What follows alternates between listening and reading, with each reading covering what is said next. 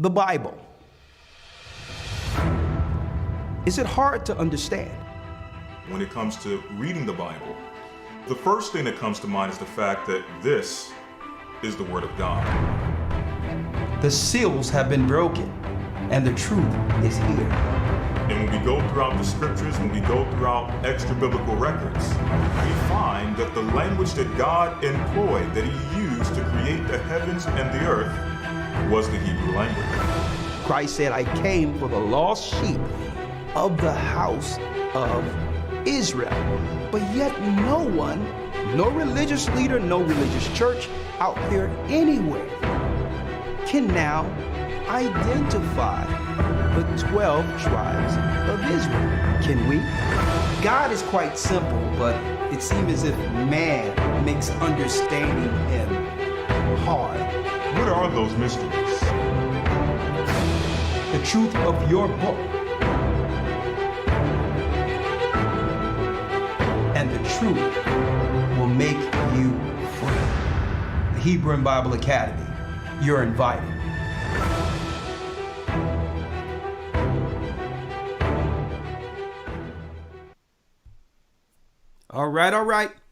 All right. Shalom, brothers and sisters. Welcome to another broadcast. We're going to pick it up from where we left off last Sabbath. Satan's strategy against Israelites, part 2. Get your pen, pads ready. Get them ready. If you don't understand what's going on in the earth right now, you will by the time this broadcast is done. Let's go.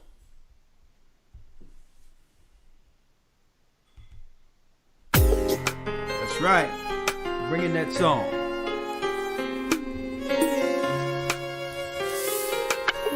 Come on. The East is where we're from. The 12 tribes of Israel. The East is where we're from. Come on. 721 BC. The Assyrian king, he took us down, we fell. With a great escape. With a great escape, we went through the Euphrates. The Lord held the water still. That's right. To a land where no mankind dwelt, we went. The 12 tribes of Israel. That's who we be.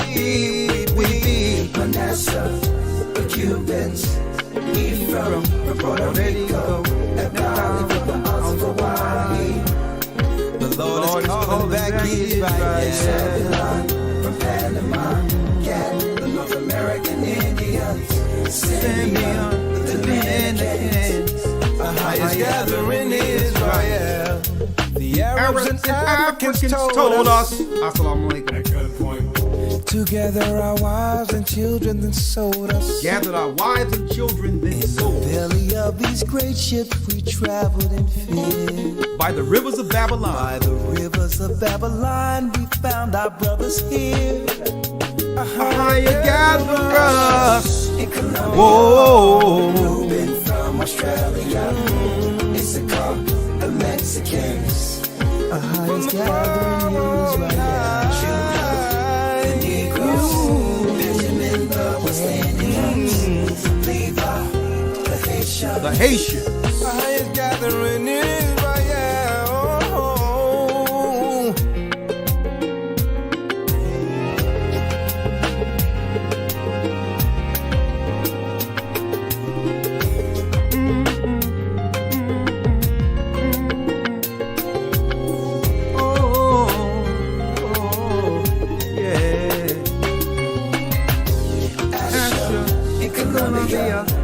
Reuben from Australia.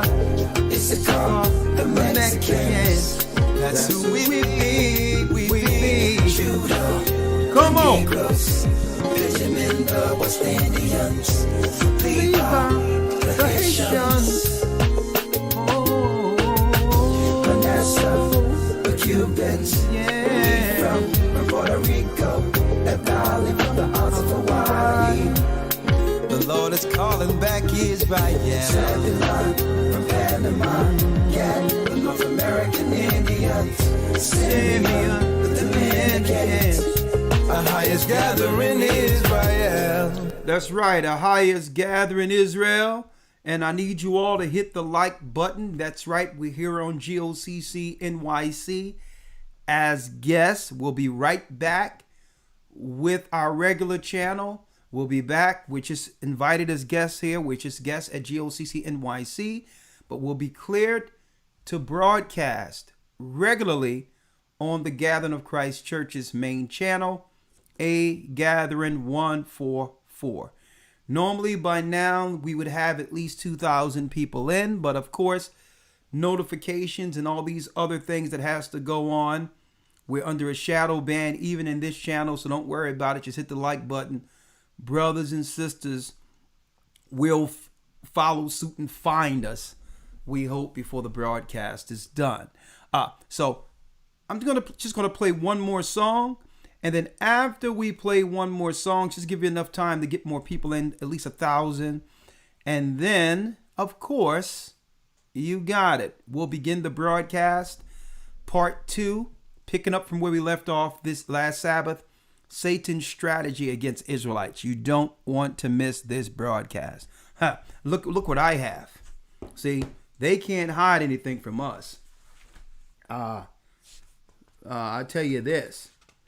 I have a Flavius Josephus, and I was able to get this book. Check this out. There's a date on this book somewhere. Where is it? Where's the date at? There's a date here. The pages of stuff. Folks, this book is from 1816. I don't know if you all can see this. This book is from year 1816. 1816. This Josephus. And guess what? We got them. All these revised, updated books. A lot of this I'm going to be dealing in the academy. But folks, this is not a cheap book here. I'm going to tell you that right now. It costs an exorbitant amount, but wait till you see what's in it. Okay. 1816, this Josephus, chronologizing our captivity, actually going into the Romans coming against us. They knew that the slaves were Israelites, and it's all in this book. The update, if you got a revised, if you have a revised Josephus, a lot of information is missing. Guess what? There was no question during the time of slavery that we were the Jews, that we were the Israelites. It was no question. A matter of fact, they were negotiating with Israelite, that's right, princes and kings over in Africa who knew they were Israelites. All of these records and more will I be going into, folks. But I have some history for you today because a lot of people don't understand Satan's strategy against Israelites. Y'all don't understand. What you don't understand more so than anything, and what I run into with people right now, and especially in the midst of the pandemic and all that's going on and what they call a pandemic, I'm noticing that a lot of people are confused. They're making decisions strictly out of the fact, just out of sheer fear, or they just don't know what to do. So they're just going to make decisions to keep them and their family safe with no knowledge of what this time is, with no understanding of it. And guess what? The confusion is on purpose. I'm going to go into some of the history tonight, what I can, but I'm going to pick it up right this coming Saturday into the Hebrew and Bible Academy. Week 1, the creation of the universe. Let me play one more song, and then after that, we're going to jump right in. I have Lawyer waiting in the wings. We're going to play one more song. Please hit the like button. Let's drive this up well over 1,000 likes. And then after that, we'll go straight into it, okay? Let's find a good song. Unpicked Fruit. Unpicked Fruit. Come on. I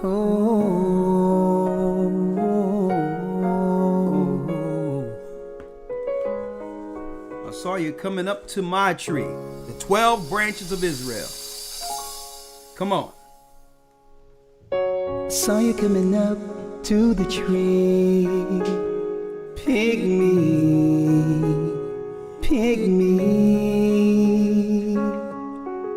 I'm ripe for the take, can't you see? Don't overlook me.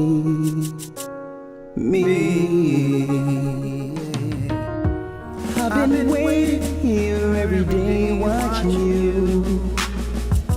Please come to this side before the wind cuts me loose. I saw you coming up to the tree. Pick me. Unpicked fruit, woe is me. Reach out your hand. Catch me before I hit the land. I'm better than all. We're better than all left here. Still hanging, just hanging from this tree. This tree. What are we? Unpicked fruit, woe is me. Yeah, it just started, Micah. You went right on time. I can feel. Come on. I can feel it. Feel the weather changing. I feel the weather changing. Rain and shaking the leaves. This branch won't hold too long. So don't just stare and walk right by. Please reach out, oh, take me. Roll me. So don't just stare and walk right by. Please reach out and pick me. When they touched Israel, they touched the apple of the Most High's eyes. I hope it won't be too long. I hope it won't take long before you begin to turn. Turn our way. Turn my way. I'm strong and we'll hold on. I gotta hold on, but I don't know when. Win the day. When's the day? I'll fall away. I'll fall away. The Most High, he pick Israel. Don't go. People can turn their back, they can do what they want to do, but guess what? The Most High is always there for us, right? We haven't been forsaken. I can feel it. Feel the weather changing. I see rain and shaking leaves. So you can come up to my tree. Pick me. Pick me. I'm right for the take. Can't you see? So don't just stare and walk right by. Please reach out. Take me. Hold me. So don't just stare and walk right by. Please reach out and pick me. That's right. That's right. Let's jump right in. Satan's strategy against Israelites. First and foremost, I don't believe our people or the people in this earth realize that we were born into a war. That nothing is by chance. That where we live, where we work, what church we go to, everything was strategically placed in front of us as traps. A lot of people don't understand this. Most people are confused because they'll say, well, who can be so diabolical? Who could be so wicked and prey on the innocent and destroy the elderly and kill children and destroyed the womb of our women so that they cannot bear children. Who would strategize the destruction of an entire race of people? See, a lot of us can't fathom that level of wickedness. But guess what? Satan can. There's a strategy. And truth is the only way to win. First and foremost, Elder Lawyer, you with me? Yes, sir. Shalom. Shalom, Elder Lawyer. Let's go straight in real quick. Let's go straight in. Let's go to Hosea 4 and 6. And another thing, I'm going to set this up. Another thing we're dealing with here is that the fact that most people out there, some people out there will claim, well, I just don't believe what you're saying. I don't believe in the Bible. It doesn't mean you're going to absolve yourself or cover yourself, right? Or be able to run from what the Bible says is going to happen prophetically. It's best to understand it, trust in it, for the sake of preparing for you and your family. Only the ignorant discounts things or dismisses things. Esau, the white man, other nations never discounted the Bible because they studied the Bible to do what? To study us. Understanding that the Bible is a narrative, a prophetic narrative of what? The children of Israel, Israelites, the fall and rise of a nation. So you might dismiss the book, but the other races of people who has control over our families and control of the corporate Borg under Satan right now, they don't ignore it. Okay, so it behooves everyone everywhere to get on board. Now, you're going to have some who will try to dismiss the Bible's merits, the Bible prophecies. But I'm going to tell you, all right, without the Bible, who can actually quantify and break down what's going on right now without the Bible? Anyone? So let me pull this up real quick because we're going to give some insight to what's really going on in the earth with part 2, Satan's strategy against Israelites. For those who missed part 1 last Sabbath, don't worry about it. It's right here on this channel, GOCC NYC. You can look at it, in your spare time to pick up from where we're about to start. Okay. Hold on one second, Elder Lawyer. Get Hosea 4 and 6 for me. Yes, sir. Hosea chapter 4, verse number 6. My people are destroyed for a lack of knowledge. So why are God's people destroyed? Read it again. My people are destroyed for a lack of knowledge. What knowledge do we lack as a people? We have knowledge based on, our professions. In areas we're educated. So we don't lack the knowledge on how to operate in Babylon.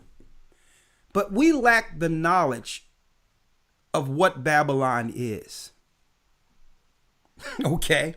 You don't lack the knowledge to be able to operate. Go to work, make money, don't make waves, do not commit crime, take care of your family. So the actual understanding of how to live on a daily basis is not what most people lack, even believers. But we lack what type of knowledge? The knowledge God intended us to understand. Okay. We lack the knowledge that our Creator intended for us to understand. You have knowledge. There's many educated people. But yet the Bible states the wisdom of this world is foolishness with God. One of the most ridiculous notions is for our society or people in our society to think that they could take the Greek model of education and apply it to what? Understanding the Bible theologically. That was one of the most ridiculous notions. Okay, and that's a mistake we have made in this earth, and trusting those who have went to the enemy to teach us about the Bible through the Bible theologian school. Okay, the disciples wouldn't have went to theologian schools.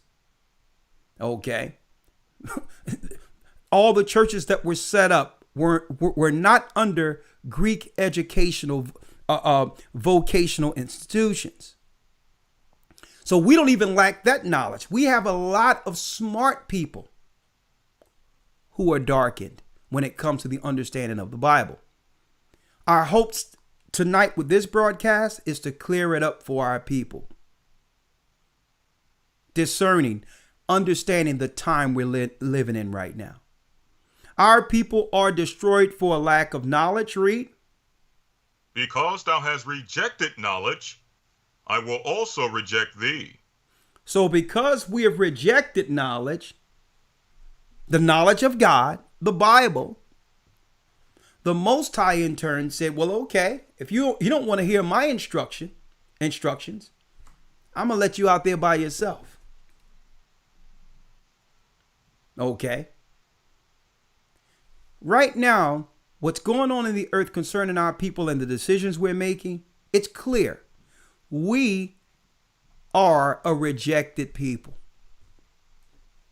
And this is why I started out in the scriptures. Started out with the song, Pick Me. Pick me. We're the apple of the Most High's eye, looking for love in all the wrong places. We are a rejected people because why? We refuse to choose the book that quantifies what's going on concerning us prophetically. The Bible says, my people, the Israelites, the Bible, that's right, Israelites are God's people, are destroyed for a lack of knowledge. What knowledge? We are educated, but the Bible says the wisdom of this world is foolishness with God.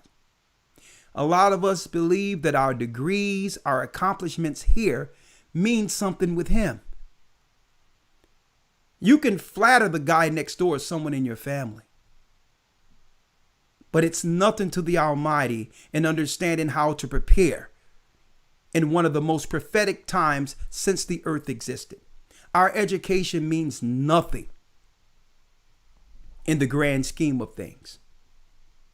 The wisdom of this world is foolishness with God. And that's what it means by, from another understanding, breaking it down, of being born again. You can't bring your degrees and your education and how long you studied under this world and think that applies when it comes to understanding the direction according to the Almighty. We must humble ourselves and guess what? Empty ourselves out and understand that we cannot flatter God and the angels in the heavens like we can a family member or someone next door. He's not having it. And this is why you go to doctors, you go to lawyers, you go to people who have accomplished something in this society, and they are just as confused as who? As the laymen, the poor people, the people with no education at all.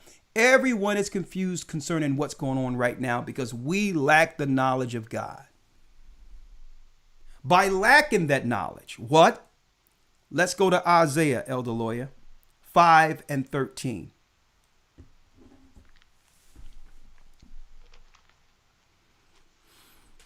Isaiah chapter 5, verse number 13. Therefore my people are gone into captivity, because they have no knowledge. And this is why we went into captivity. No knowledge, no direction concerning our true purpose. And keep in mind, our true purpose according to prophecy, according to what? Our God's purpose for us. By us losing that knowledge, following the Gentile nations, excuse me, it says, my people have gone into captivity because they have no knowledge. Read it again. Isaiah 5, verse number 13. Therefore my people are gone into captivity because they have no knowledge. Because they have, and guess what? You get knowledge today. You will receive knowledge today. Satan's strategy against Israelites. Some people might ask out there, why is it that so many people you run into, family members, people at the work, people who you thought had it together, why are so many people confused concerning what's going on right now? Should I follow the advice of the media? Should I get this medical procedure? Should I do this? I'm not sure whether or not I should do this or not. Why is it so many people are confused right now? First and foremost, they're seeking direction from the wrong place. We should be seeking direction as believers in God from the Word of God. And if anything, what I've seen within the last year with this so-called corporate thing we see that's going on out here, there's less people in this earth who really believe in God in the Bible than were claiming that they believed in God in the Bible. If we've learned anything this year, we've found out how many people trust more so in this world than in God. People are totally confused. Some people think if they can just ignore it altogether, that means that the Bible prophecies won't have any effect on them. Or they'll claim, well, I don't believe. So what if some of you people out there don't believe that we're the Israelites? So what if some of you don't believe that what's going on is a precursor? It's really, believe it or not, we're on the second step, leading towards the last step, the third step, towards the mark of the beast. That's how close we are. Suppose none of you believe prophetically that this so-called thing they're doing in the earth today is one step away from the mark of the beast. Right? Listen, I said it last year when people asked, well, is this the mark of the beast? Was this the mark of the beast? And I said, listen, this, and maybe this is why they wanted to take down some of the videos. I said, listen, no, this is what they're using to implement. They're putting the foundation in place to implement the mark of the beast. And those who fall for whatever they got going out there will what? Chemically and otherwise they'll be moved towards making that choice. If you're confused with this, you're going to do that. The mark of the beast. So whether you believe it or not, you're still subjected to the Bible prophecies. Whether you believe it or not, you're just going to fall on the wrong side of them. Elder Lawyer, Romans 3:3. Yes, sir. Romans chapter 3, verse number 3. Come on. For what if some did not believe? Read that again. For what if some did not believe? Because some people out there think that if they don't believe, the prophecies of the Bible won't have any effect on them. Well, I'm a Buddhist. I'm an atheist. The white man wrote the Bible. The Bible is those are just man's words. You know what? People actually make those statements in fear.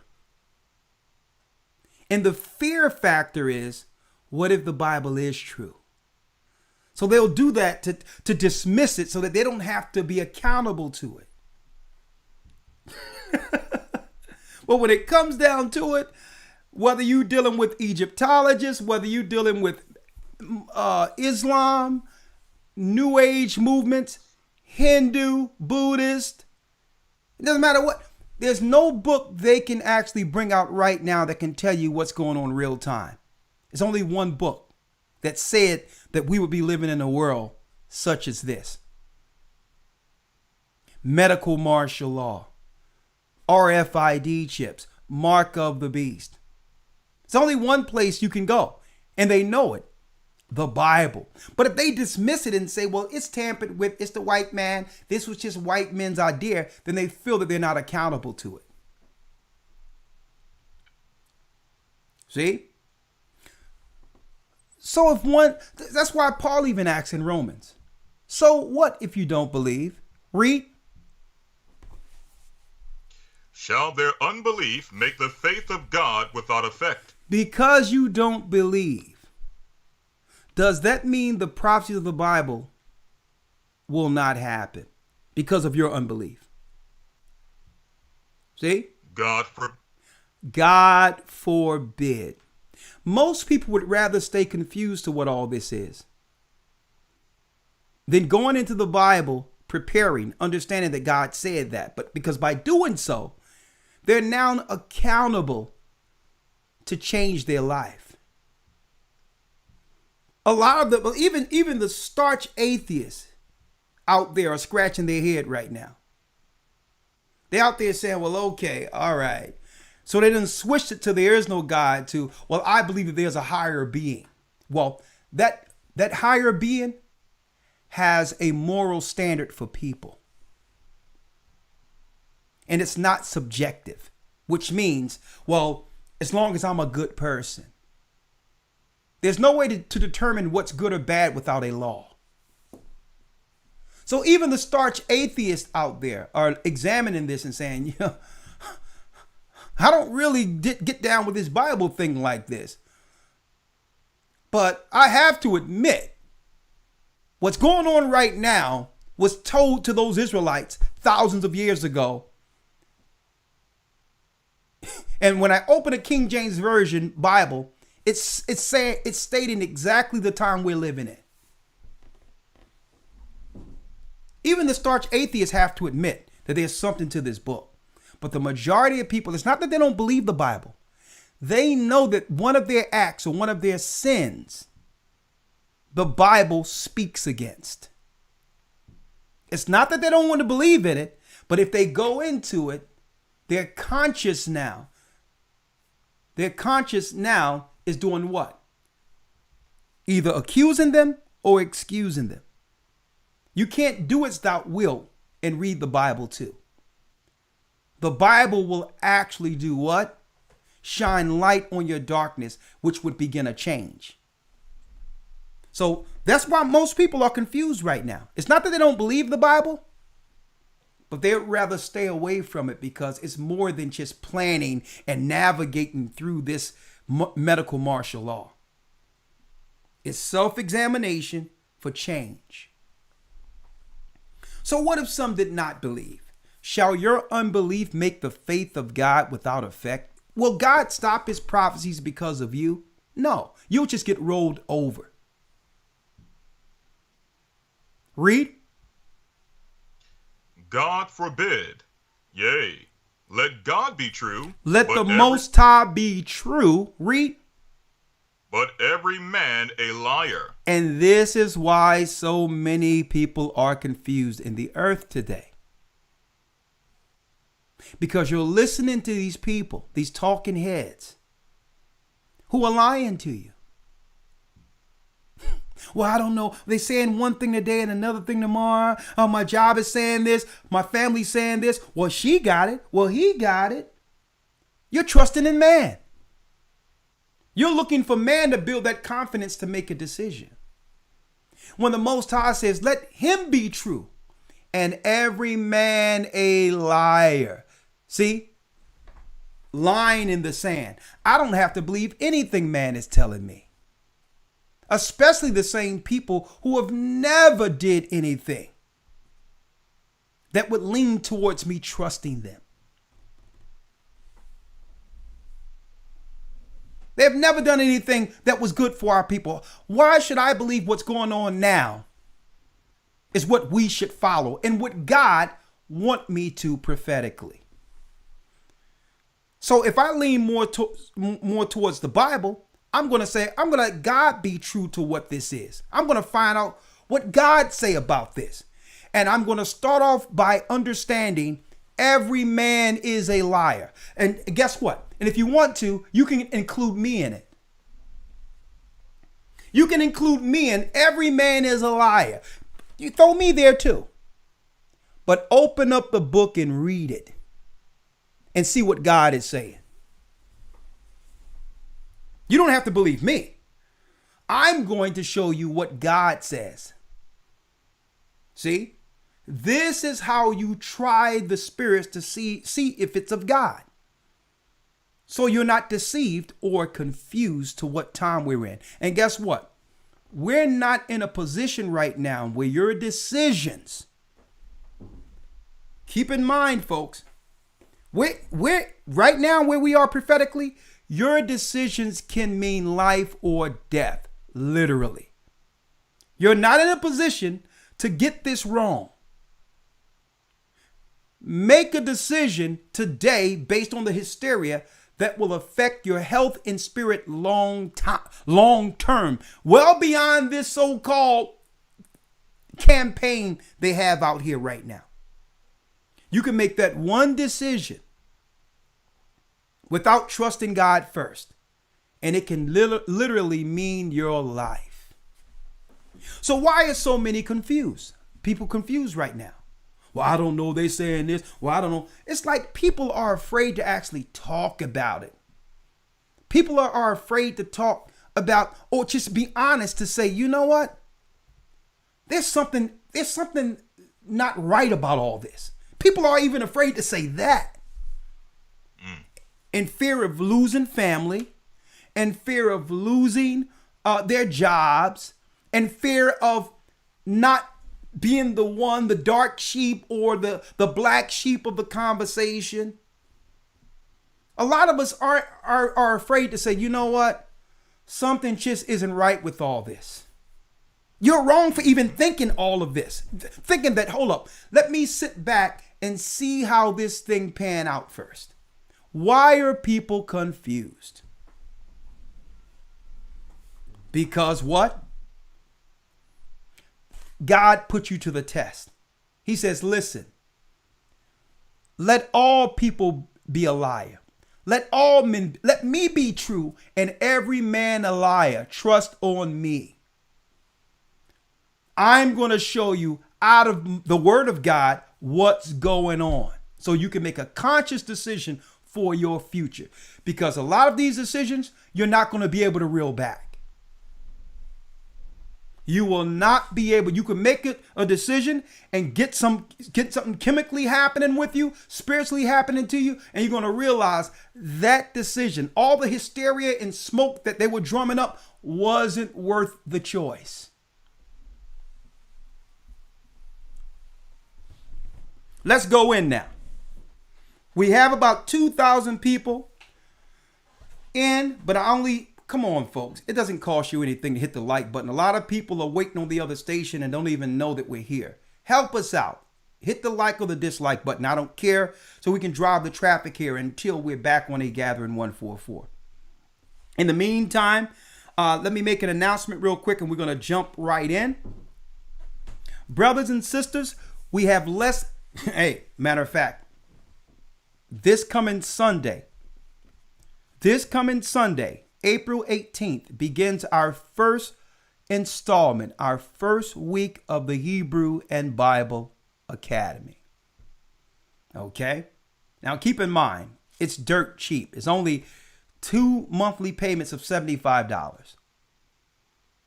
Okay? You pay for the 2 months, the third month, you got.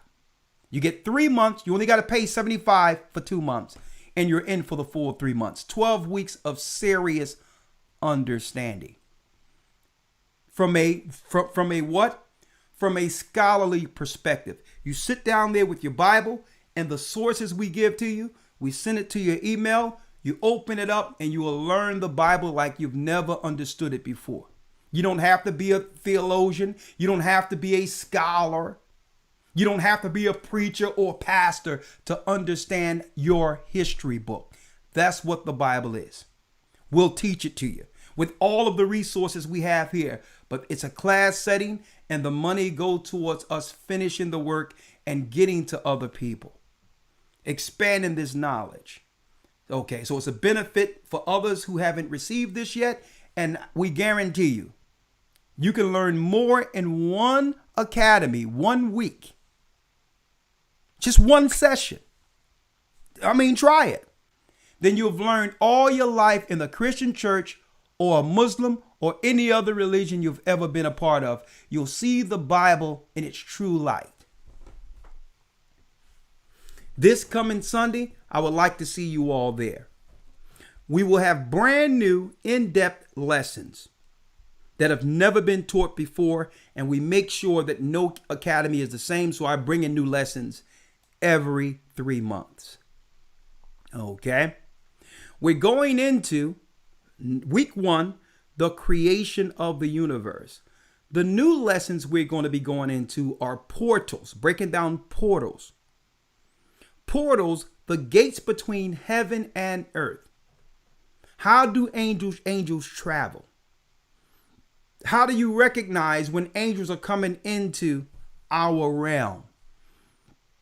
Keep in mind, there's no such thing as meteorites. That's a lie.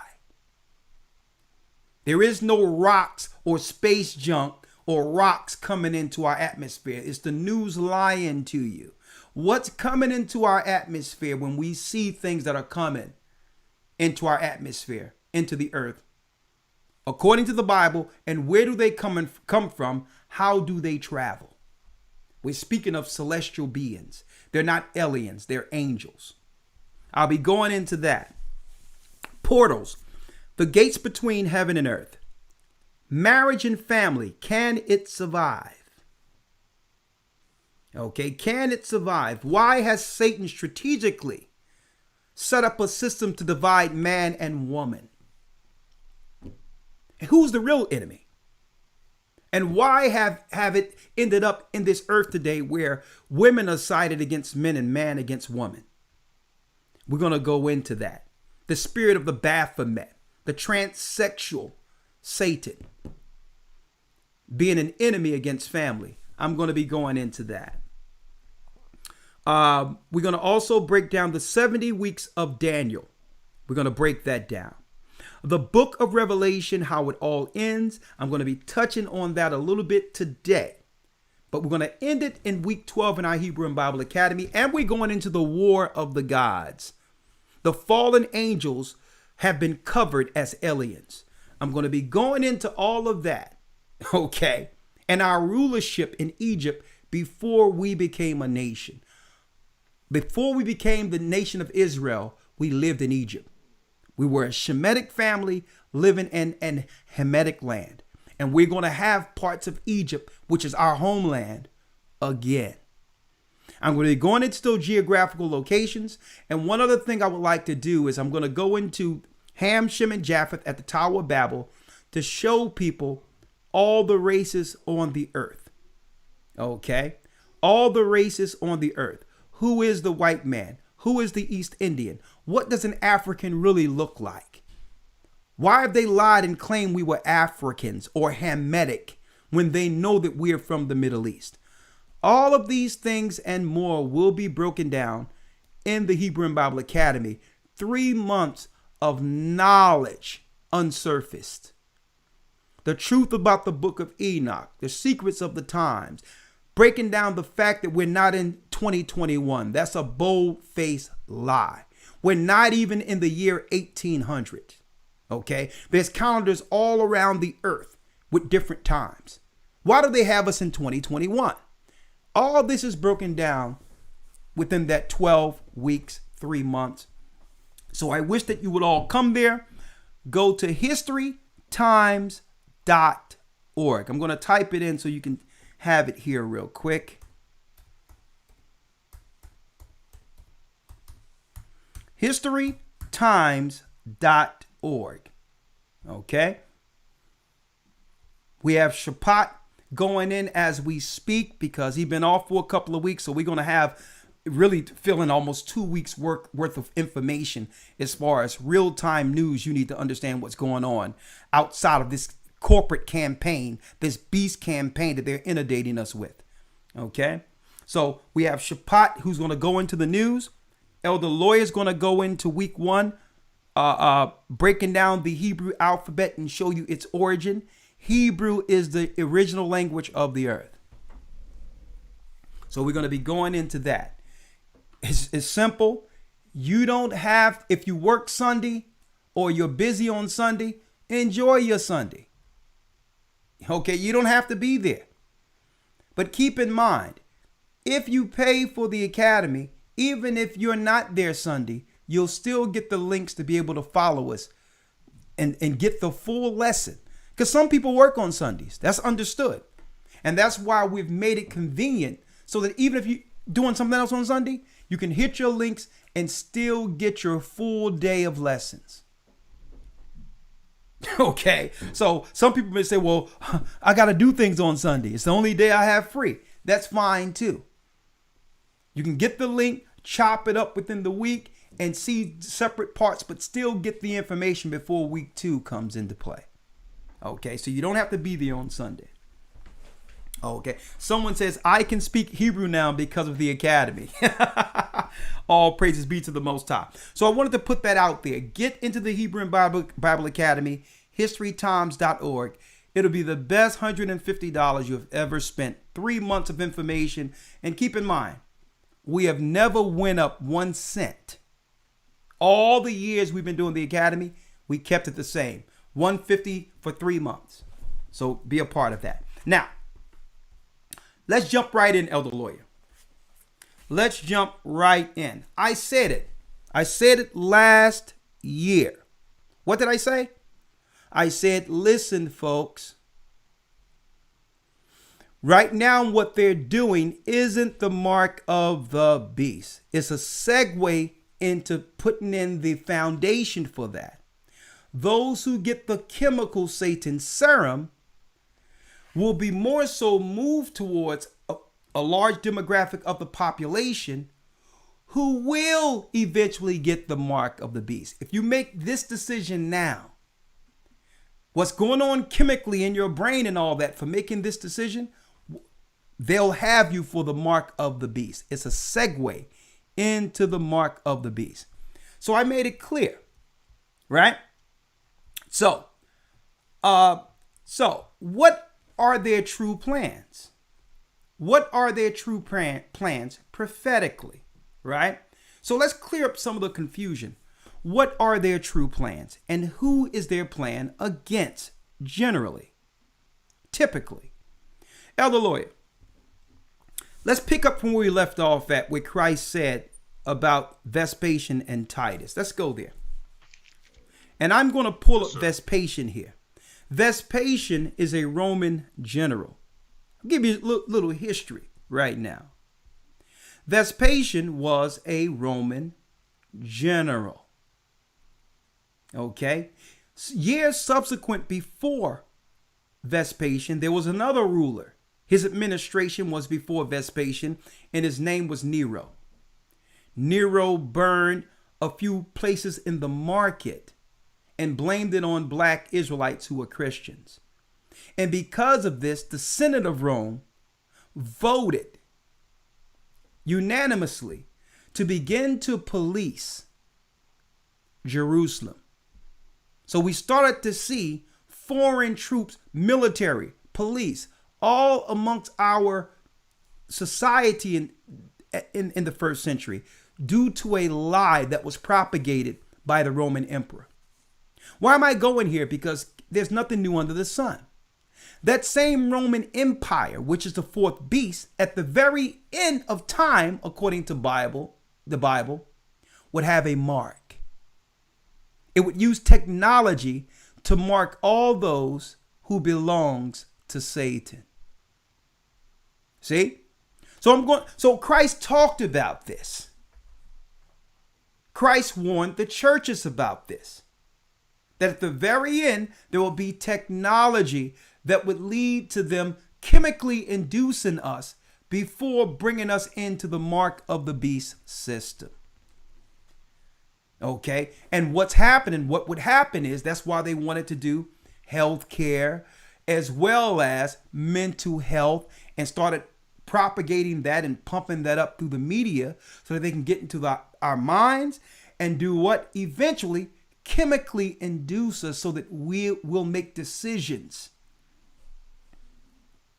not being cognizant or sober minded. See, they wanted to cloud our minds, get us on psychotropics, get us disoriented through chemicals, so that when they bring forth the last foot, which is the mark of the beast, the majority of the people will be what? So sick they'll need to comply. See? I'm going to go into it. This is history we're going into today. Listen, of course, there's a lot of history in the academy, but hey, we might as well get the ball rolling right now. Right? Elder Lawyer, let's read. Christ. And this is for all you Christians out there. There's no Christian or person who believes in God or the Bible should be confused concerning their decisions right now. Chemically, medicine, or otherwise. You're supposed to be looking at everything first through God's lens. Let all man be true. Remember Romans 3:3. Let God be true and every man a liar. So the talking heads will lie to you. Okay? They'll make you, they will scare you into what?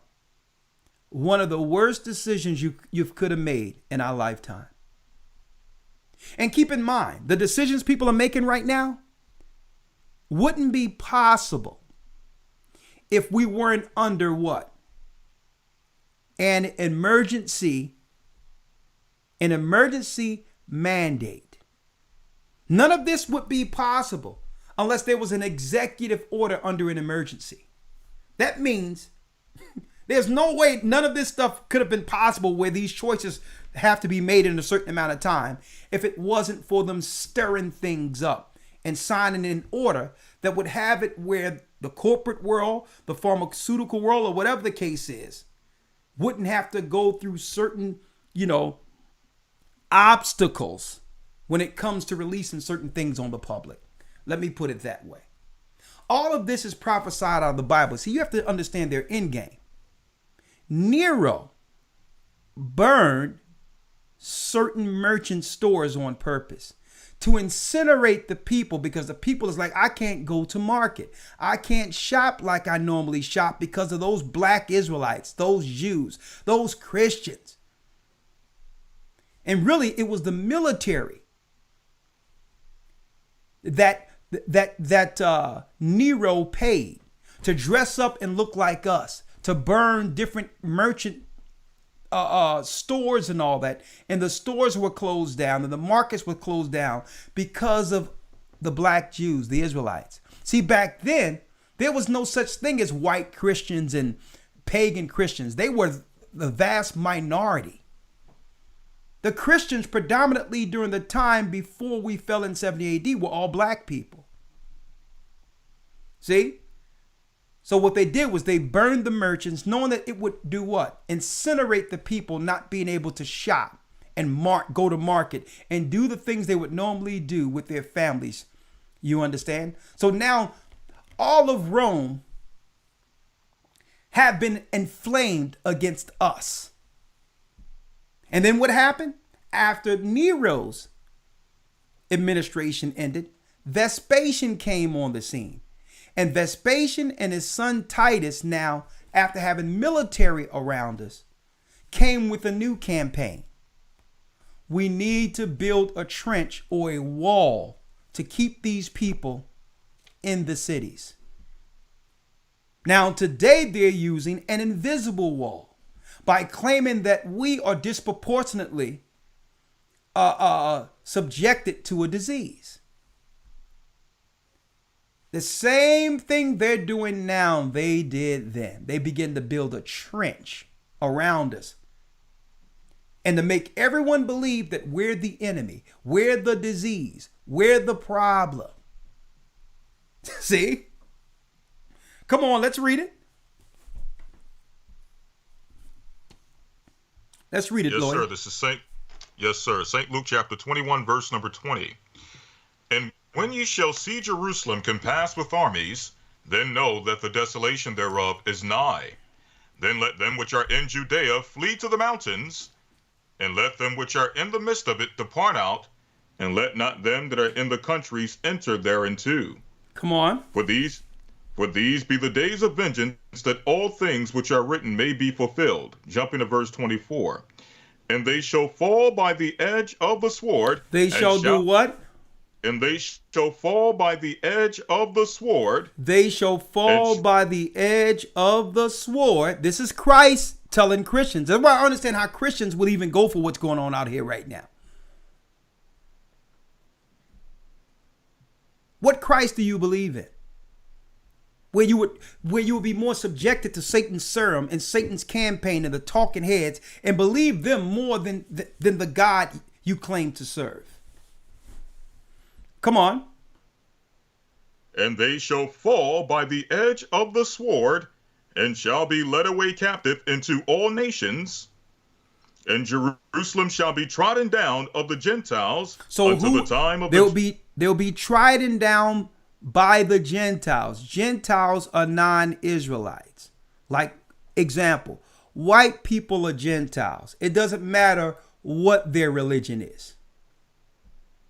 Okay? Chinese people, they're Gentiles.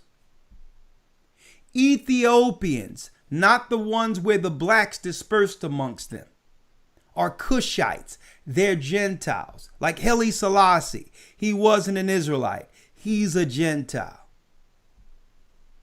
Okay?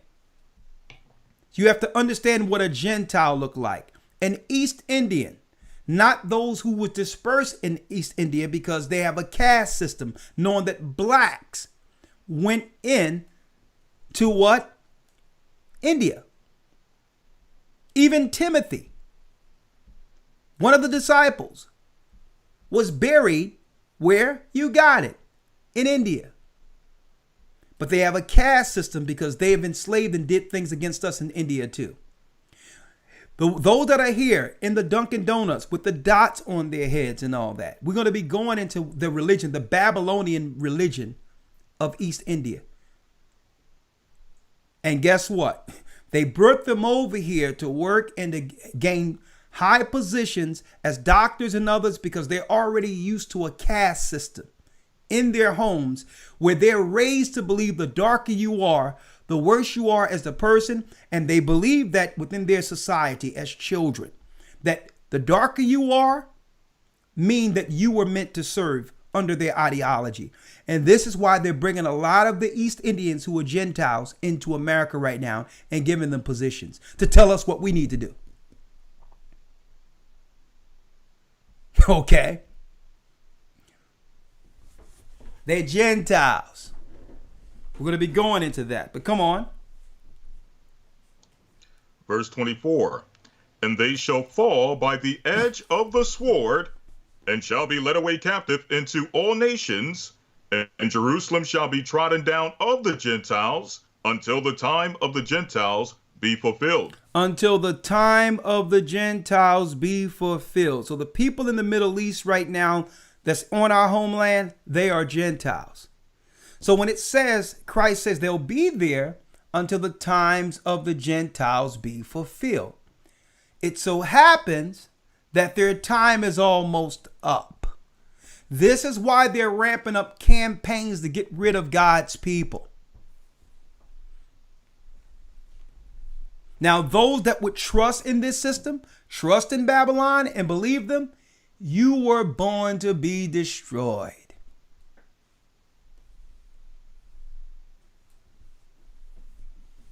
If you don't trust in God, don't forget. And why am I saying this? Some people might think that's insensitive. God, even Christ said, there's only two masters. Either you love one and hate the other. If you believe what they're saying out there, Satan is your master. And you were born to be destroyed. If you would trust this system over God, you were born to not inherit the kingdom of heaven. You were born to be an example. What example? The example of an unbeliever. You were born to be that example. If you hear what those people are saying out there, this is a religious campaign. You can't see that? They got you confused on purpose. You can't see that? And all the time, our people are dropping like flies, and you think this isn't orchestrated? So when people say, well, I'm confused and I don't know, I'm just going to just do this to be safe, or I'm going to do this because, I don't know what to do. Guess what? You're an unbeliever. And whatever comes from your decisions, it was on you. So the Bible says Christ said we would fall by the edge of the sword and be led away, what? Into captivity. Amongst all nations, amongst all races of people, every race of people would have an opportunity to do what? To enslave the children of Israel until the awakening happens, until we begin to come back to the Almighty, and we're living in the awakening. That's what's going on right now. Some people are asking, well, if this is the mark of the beast, is that the mark of the beast? Y'all not sure what's going on. And I told you all, it's more so about the campaign through sorcery to push fear. And fear will lead you to decisions. And this is why, and I said it over and over again, why at the very end, they would have the majority of people in the earth under a hive mind.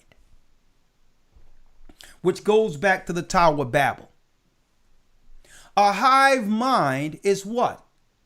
A system controlled through the emotions of women. Is it wrong that a woman have her emotions? Absolutely not. But you can't have a population who would thrive through what? Making decisions strictly off of how they feel or emotions. The system can easily move you into what? A trap. Keep in mind what they've studied when it comes to the woman's nature. Women are more agreeable in most circumstances.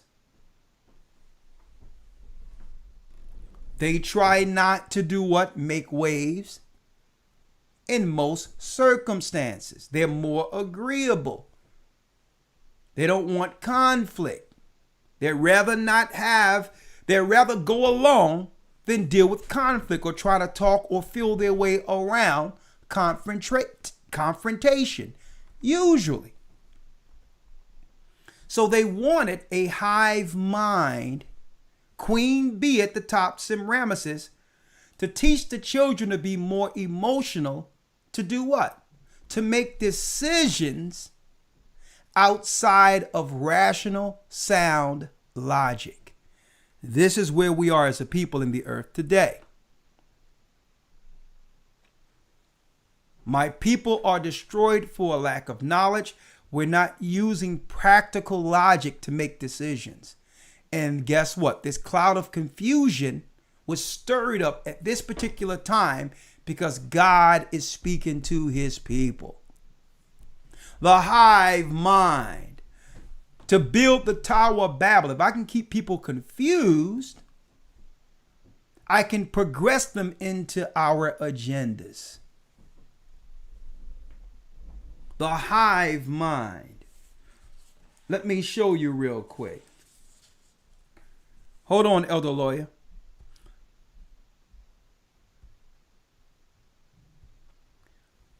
Here's a book right here I have from 1816. The original Josephus. 1816.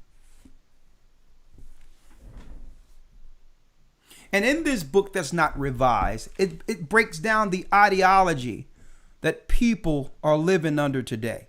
They're under a hive mind, where they're all under one mind, but not God. So they can be easily influenced from what? From the tower. From the tower, they were influenced to build against God. See, this is why Satan, under Nimrod and Semiramis, had to pick a place in Shinar, make it all shiny to lure all of the people who are innocent and pure, the children of Noah, into an area in which they can be influenced all at once from the tower. The tower. Now your towers do what? Sends out frequencies and speak to one another. Speak to people so that they can all be on one agenda. Now, when you go into this, let me read this real quick. Let me get the Tower of Babel here. I'm going to read a little bit what's on your screen.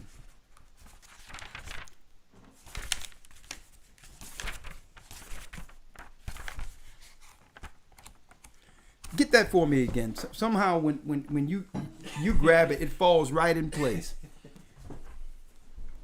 Right? Let me know when you have it. Okay. Tower of Babel. Now, as you can see, let me blow it up a little bit here. As you can see, brothers and sisters, that looks like a beehive. When you hear of Queen Bee and Queen Bee, that's Semiramis, the virgin mother of Babylon, the demon that's being worshipped, the demoness that's being worshipped on Easter. Now, when you hear about the beehive and the Queen Bee, it's an ideology that does what? It brings men and women under Satan's agenda. Through what? You got it. Through the worship of her fertility. What we call sex. Okay? It's part of the magic that would progress Satan's system to be aligned into following him through her fertility. The Queen Bee, they work for her agenda. Satan directs her and she directs the beehive. This is why we have a campaign today where you rarely see any black men at all. For any campaign they're moving, they're using the Queen Bee. And this is how they move society to go against God in the beginning. They would make it where the woman would be the matriarchy or power over a civilization.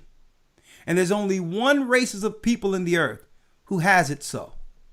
Every other race of people don't have a matriarchy over the families. That was on purpose, folks, to destroy the children of Judah. Let me read this real quick at the Tower of Babel. Let me read this. Now, I'm going to go into it because this is really a historical study.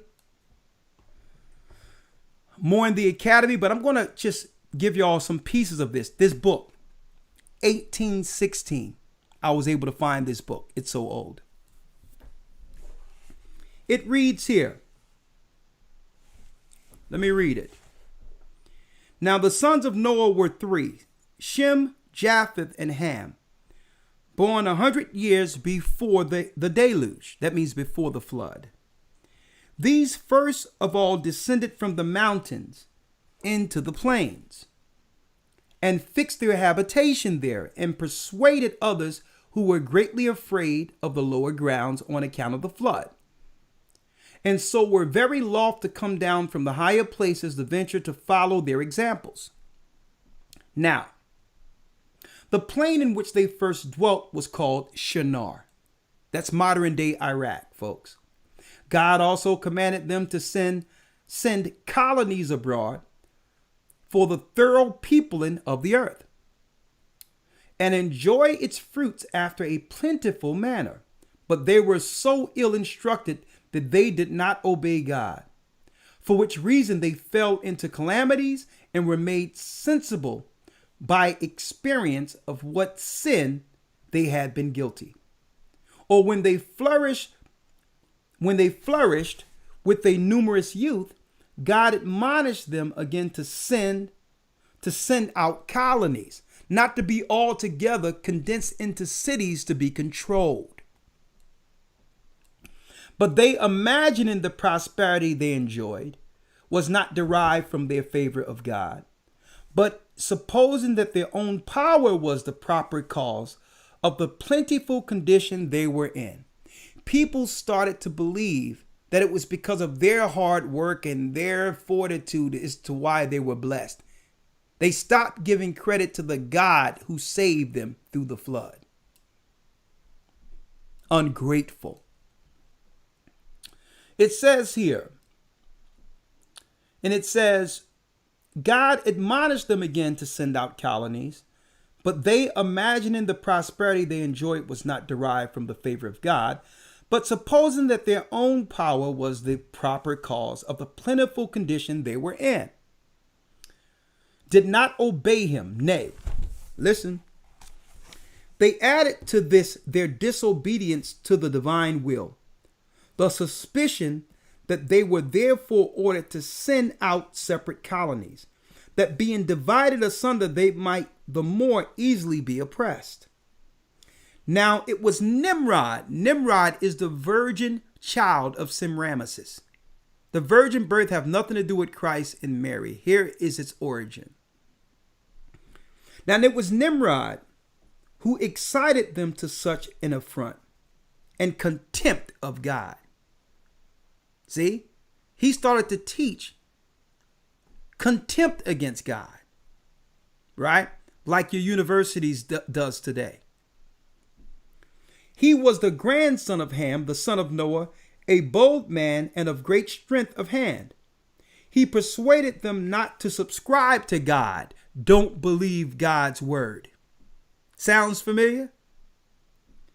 And if it was through his means, they were happy. It was through the government he established as to why the people would be happy, not God. But to believe that it was their own courage which procured their happiness.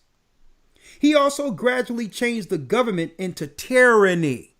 So he started out rewarding the people, giving them freedoms, but that same freedom turned to tyranny. Sounds familiar? Why am I going into this after going into Christ and the Roman Empire? Well, Rome ended up picking up the same religion and government of ancient Babylon to enslave us. They'll give you freedoms only to take it away when you decide to exercise your freedoms above their power. So are you really free? That means they'll let you exercise your freedoms as long as you do what? Reject your God and subscribe to their power. And when they see you getting too loose in your freedoms, they'll begin to tighten the belt. You can't go out like normal. You can't go out and shop as normal. You can't go out amongst your family like you used to. You can't travel freely anymore. You cannot protect yourselves. See? You have freedom to serve him, Satan. Let me show you here. He also gradually changed the government into tyranny, seeing no other way of turning men from the fear of God, but to bring them into a constant dependence upon his power. So how do you do that? Well, the way they do it in this world is to make people weak. You divide people, make them weak and sick. Therefore, you will be more concerned with your health. You will be more concerned with surviving than exercising your freedom beyond their power. He also said he would be revenged of God if he should not have in mind to drown the world again. So he would actually build a tower to fight against God himself. That means the governments, like the Babylonian governments, hate the God of Israel, hate the God of the Bible, and is seeking to build technology to fight against it. If he should have a mind to drown the world again, for that he would build a tower too high for the waters to be able to reach, and that he would avenge himself on God for destroying their forefathers. So Nimrod had the bloodline of Nephilim, the same powers, the same beings that were destroyed in the flood. I'm going into that in Tracing the Serpent Seed, week 3 in the academy. Now the multitude were ready to follow the determination of Nimrod. So December 25th, when you're celebrating Christmas, you're celebrating Nimrod, the birth of Nimrod. Easter, what you celebrated was the Virgin Mother being what? Impregnated by a god, not our God, Satan. An immaculate conception in ancient Babylon to celebrate the goddess Esthereth, who came down in an egg on the river Euphrates. Only 9 months later, which is December, from the spring, to bring forth a child without man, because the child was born of Satan. Easter and Christmas is celebrating what? You got it. The consummation of evil in the earth that would build a government against God and his people. Now the multitude were very ready to follow the determinations of Nimrod and to esteem it a piece of cowardness to submit to God. They would try to do what? Shame people who were believers. You're a coward. You're going to believe that stuff? You're going to believe the Bible? You're going to believe the scrolls? There's higher knowledge. Yeah, Satan is smart. Satan is wiser than Daniel. And it's through his wisdom, he made people believe that it's okay to not trust in God. See? So through all their wisdom and technology, they started to believe it was through their hard work and technology that they were able to build cities, empires, and began to forget the God who saved our forefathers in the flood. Ham, Shem, and Japheth. Sounds familiar, right? And it says here, listen to this clearly. Now the multitude were very ready to follow the determinations of Nimrod and to esteem it a piece of cowardice to submit to God. And they built a tower. Because why? They had a hive mind. One mind against God, like the earth we see today. Neither sparing any pains nor being in any degree negligent about the work. And by reason of the multitude of hands employed it grew very high sooner than anyone could expect. But the thickness of it was so great, and it was so strongly built, that its great height seemed upon the view to be less than it really was. It was built of mortar brick, cemented together with mortar, made of bitumen, that it might not be liable to admit water. When God saw that they acted so madly, he did not resolve to destroy them utterly, since they were not grown wiser by the destruction of the former sinners. But he caused a tumult among them by producing in them diverse languages, and causing that through the multitude of those languages that they should not be able to understand one another. The place wherein they built the tower is now called Babylon, because of the confusion of the language which they readily understood before the Hebrews meant by the word Babel, confusion. Confusion. So, it's no wonder that the majority of the earth here in Babylon are confused to what time it is because they're under the hive mind of Babylon. And when you're not following the God of the Bible, the God who destroyed the tower, the God who destroyed the evildoers before the flood, you are now in the mix of confusion the Most High destroyed in the beginning. That's why you don't know what decisions to make right now. But those who truly believe in the Bible and understands its narrative know what time it is. What's going on in the earth right now is spiritual tyranny aimed against God's chosen people. It's a strategy against what? It's a strategy against Israelites. Against Elder Lawyer. Yes, sir. All right. Now, we're about to go in now a little bit.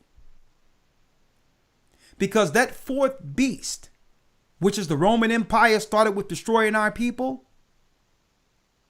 That fourth beast, brothers and sisters, would at the very end have a mark. And I'm going to go into that. But before I go into that, I played this last year and I think people need to see it right now.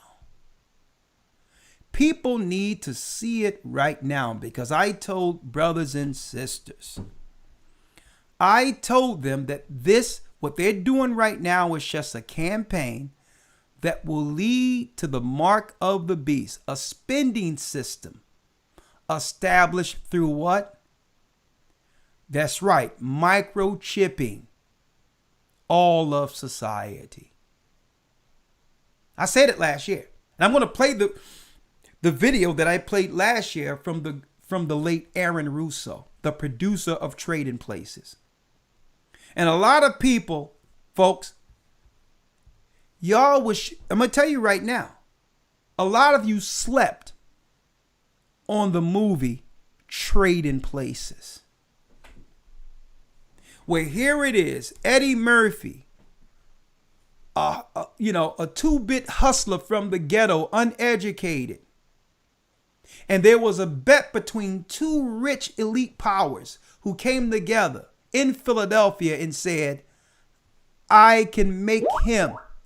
Now listen to me clearly. I can make, hold on.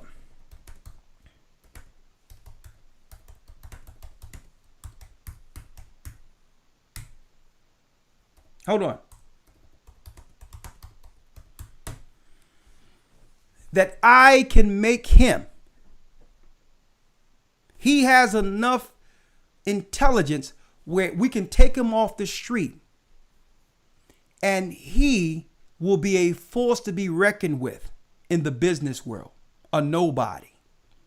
And we can take this other guy who went to an Ivy League school with all the riches and powers and all the what you would call privileges of growing up Ivy League under an Ivy League family, and we can break him and make him destitute and make him nothing. Aaron Russo was dropping it right there. That at the end of the day, Satan controls either side under his world. And it was just a dollar bet for them. But it was showing something prophetically, though. Prophetic. That when you put our people in certain environments, even if we don't have the know-how in school and schooling to do so, that we excel. See? You have to realize they only created schools to do what? To make a caste system to keep us from excelling above them. But when it comes to naturally surviving and actually having tact and picking things up, we can pick up things without having school at all and excel beyond those who went to school for the same positions. Folks, Aaron Russo was dropping it. The educational system they set up in this world It's just a caste system to keep us from actually achieving success and power like we do naturally. And they don't want you to know that they know that exists in us. That's why they have to put in all these societal barriers to keep us from achieving greatness. So I'm going to drop this right now. What did I say? Now, this is not my news. This is RT news. Pentagon creates a microchip that will detect the Colt 45 under the skin. Didn't I tell you? I said that, quote unquote, that those that are confused to this is going to fall for what's coming. That they're going to make it convenient for you to be able to travel and do everything else you want to do. Because why? You can walk through an airport or walk around and they'll easily be able to scan and detect whether or not you're diseased. The same way they're checking on whether or not you have a fever right now. You think those things are only calibrated to see if you have a fever? No, they'll know if you have COVID just by you walking into a building. But not if you're not what? Microchipped. So what must they do first? They must get the serum and metals in you so that you cannot reject the next technology to come. 5G, what they're doing there, the chemicals they put in our system on top of this technology will make the perfect slave for Satan. Huh? Aaron Russo, the same guy, he died of cancer, but he said it years ago in the early 90s, folks, what their real end game is. It's not about the Colt 45 serum. It's not about the campaigns of what they're saying right now. It's what the Bible warned us would happen. Let's listen.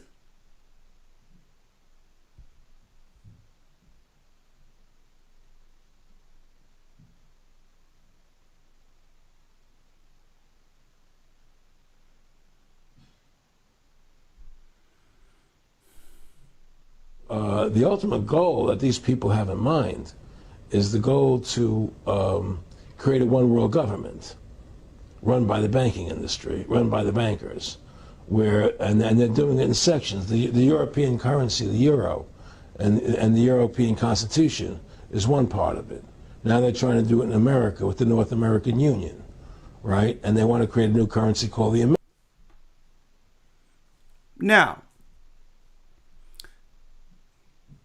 there's more to it in this video. But in a nutshell, when you look at the whole interview, because I don't want to get up the whole interview here, fair use, is because he says at the end of the day, they asked him. What did they ask him? They asked him, he says, man, why are you trying to do this to the people?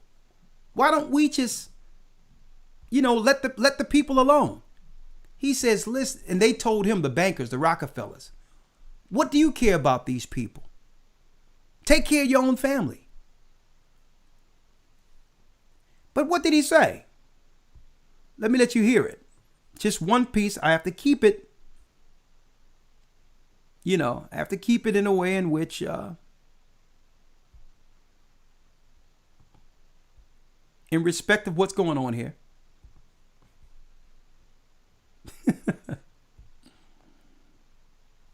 Hold on. This was 11 months before 9/11. Yeah. And Nick Rockefeller, who's a lawyer, he's destruction. That was the next lie. Now specifically, this was a little over 6 years ago. This was 11 months before 9/11. Yeah. And Nick Rockefeller, who's a lawyer, he's become your friend over the previous years. Fair use. And he's saying to you that there's going to be this big event, and then out of that, there's a war going on in Iraq, which we invaded.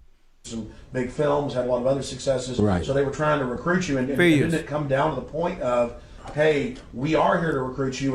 Didn't join the Council on Foreign Relations. You know, I would have to get a letter to join them, but was I interested in that?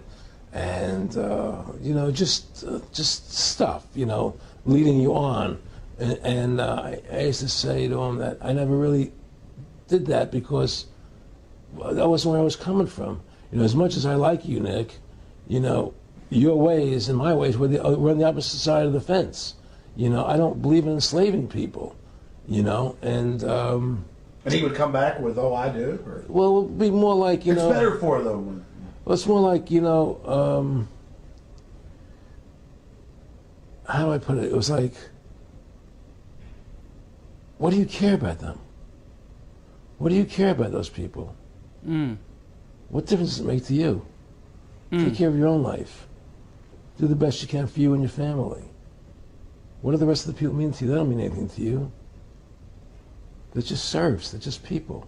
You know, it was just a lack of caring, you know, and that's just not who I was. It was just sort of like cold, you know. It was just like cold, you know. And I used to say to him, what's the point of all this? You have all the money in the world you need. You have all the power you need. What's the point? You know, what's the end goal? And he said the end goal is to get everybody chipped. Get everybody what? Control the whole society. Let's hear it again.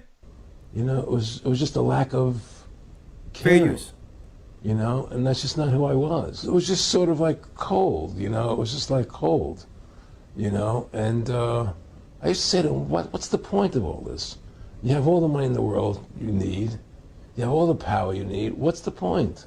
You know, what's the end goal? And he said the end goal is to get everybody chipped, to control the whole society, to have the bankers, the elite people, you know, the bankers and some governor controlling the world. And I said, do all the people in the Council on Foreign Relations believe this way you do? He said, no.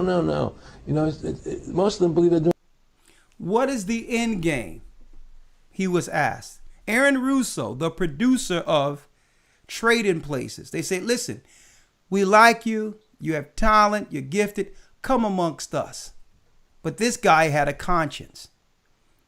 A little after this video, quote unquote, he came down with cancer. Okay? Here it is, folks.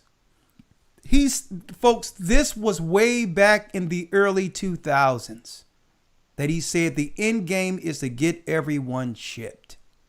Why is so many people confused? The Rothschilds breaks down to blood childs. Esau's children, the red child. See, unless you understand the Bible, how can you believe the beast? Can't you see what they're doing here? So a lot of people think this campaign is strictly about disease. No, it's about getting something in you that would have you comply for the end game. And the end game is to kill as many people, if possible, before Christ returns. Exactly. Especially if they're Judah, Benjamin, and Levi. That's the end game. Now, you can believe them, but the Bible says, let God be true and every man a liar. You can believe what they're saying if you want. But you know what you're not going to be able to say? You weren't warned. That you wasn't warned. You're under the hive mind of Babylon, in which they can control a large population through fear and make decisions strictly off of emotions because you're under the spirit of the queen bee. See, a person that's rational, who think and operate and make decisions like men, aren't easily triggered through fear to make decisions. So they had to put everyone under what? The spirit of listening to women. Okay? And there's nothing, a woman in all her glory and her femininity is needed. But the Most High made man for a reason. He gave man the power to do what? To have dominion on earth, to make the decisions for the woman, for the family. And if you do it out of course, what would happen? The society spirals out of control because there is no balance. You can't make decisions strictly off of emotions. It's called the hive mind, being under the psychosis of Semiramis. Now, elder lawyer, in game. Let me pull up Eastward right here. In game. I told you I was going in. Now, a lot of things, guess what? It so happened, if we want to keep these channels up, certain things we can't even show at all. So I'm working on Patreon to launch that Monday, right after the academy, for certain things that we can't show here because we don't want our channels deleted to be able to speak freely. And on this platform, we can only show you Bible things like we're breaking down now and certain clips that are already approved through Facebook or YouTube under fair use. Okay, so we have to be very guarded in what we say and still be effective to give you the information to make the right choices according to God and get ourselves together before the other shoe drop. So we're going to set up Patreon that will be ready to go. I already have AC working on that in the background starting Monday. And we're going to also be able to drop some of the news that we can't drop here to speak freely in the academy. So I hope you all are there this Sunday. End game. Now, was Aaron Russo making that up? The Rothschilds told him the end game is to do what? What you care about these people? They're your servants. The end game is to get all people chipped. And if they don't comply, we'll turn their chip off. Now, he said that right out. And you know what? No one ever from the Rothschilds and others denied that Russo was told this. But Russo, Aaron Russo, even though he worked in Hollywood and all that, he was a Christian. He had a conscience. He was a Christian. See? So he says, why are you going to messing with these people? What's going on? We're seeing DMX pass. We're seeing Hank Aaron pass. We just seen Marvin Hagler pass. We're looking at all these people and aren't tying two and two together. It told us in Second Baruch, it told us that right before the very end, there'll be the fall of the great ones. And y'all not putting two and two together. They're squeezing us. They're squeezing our people who have the resources to help us on purpose. They're squeezing the people, be it in the sports arena, the entertainment arena, because they know in order for these people to sustain their lives, they must be able to travel and tour. And that the majority of the money that we make as a people is predicated off of large gatherings coming to see us. See, the corporations don't have to worry about that.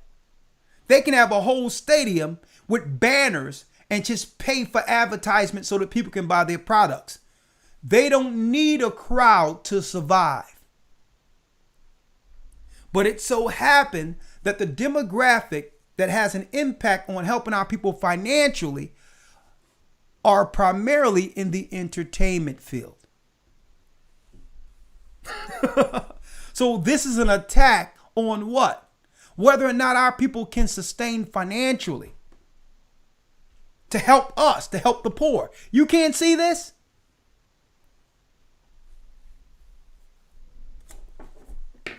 So here it is. Those who don't know better, it's just going to fall. Y'all done.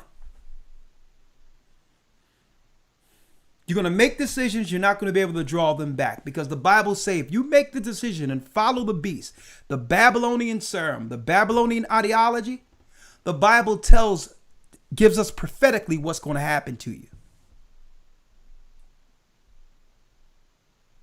And you're not going to be able to stand before God or people and others and say, well, I was so confused. I didn't know what to do. I was hearing this. The news was saying this. My family was saying that. What did God tell you to do? He's going to be like, oh, you talking about the people that's burning in hell waiting for you? What did they tell you to do again? The people that's right now suffering in hell, what did they say to you?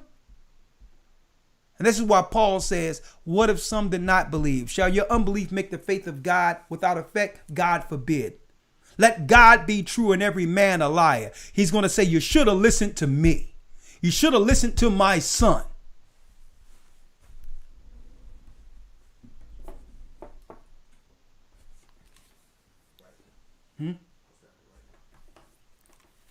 Good? All right, the water. Elder Lawyer, in game, the fourth beast is Rome. I already showed you Vespasian and Titus, who had a plan to destroy our people in 70 AD. That same beast, the fourth beast, under the ideology, religion, and government of Babylon, would establish a new Babylon called the daughter of Babylon under the Edomites, who are Rome, to enslave God's people until the times of the Gentiles be come in, like Christ stated. Now that they can no longer control us because the cat is out of the bag, and now they can no longer hide the fact that we know we're the children of Israel, they have ramped up their campaign against us to chemically destroy us or otherwise. They're going to, guess what? They're going to teach all, they're going to, let me tell you, they're going to incentivize sin. Because another weapon that's used against us is immorality. You're going to see they're going to incentivize. You can get yourself a website, OnlyFans, sell yourself online. Hey, let's make marijuana free almost for almost nothing. Let's keep them high. Let's crack drugs.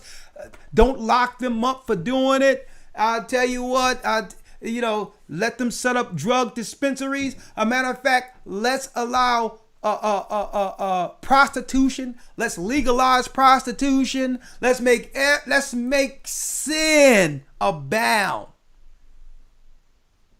which is their last recourse, because under sin we're not protected by God. And through that darkness, 9 times out of 10, when you're sinning, through that confusion, Satan can easily get you under the hive mind to be controlled. Right? Let's go, Elder Lawyer. Let's go. Revelation. Let's go. Yes, sir. Revelation chapter 13, verse number 15. Come on.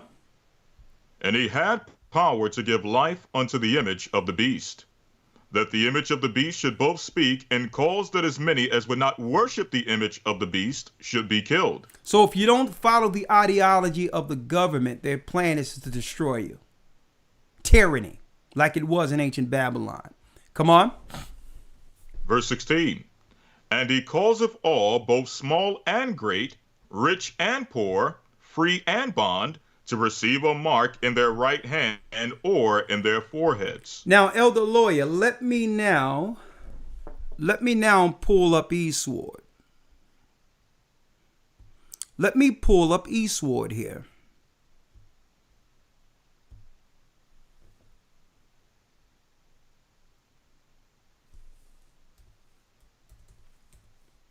This way, we can let God be true and every man a liar. We've been told you what their end game was. We've been told you. Eastward, here it is.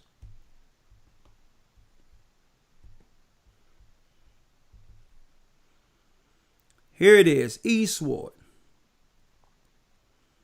In the original Greek, it was shown, Christ showed it to the churches of Asia Minor what would happen. Verse again, Elder Lawyer. Revelation chapter 13, verse number 16.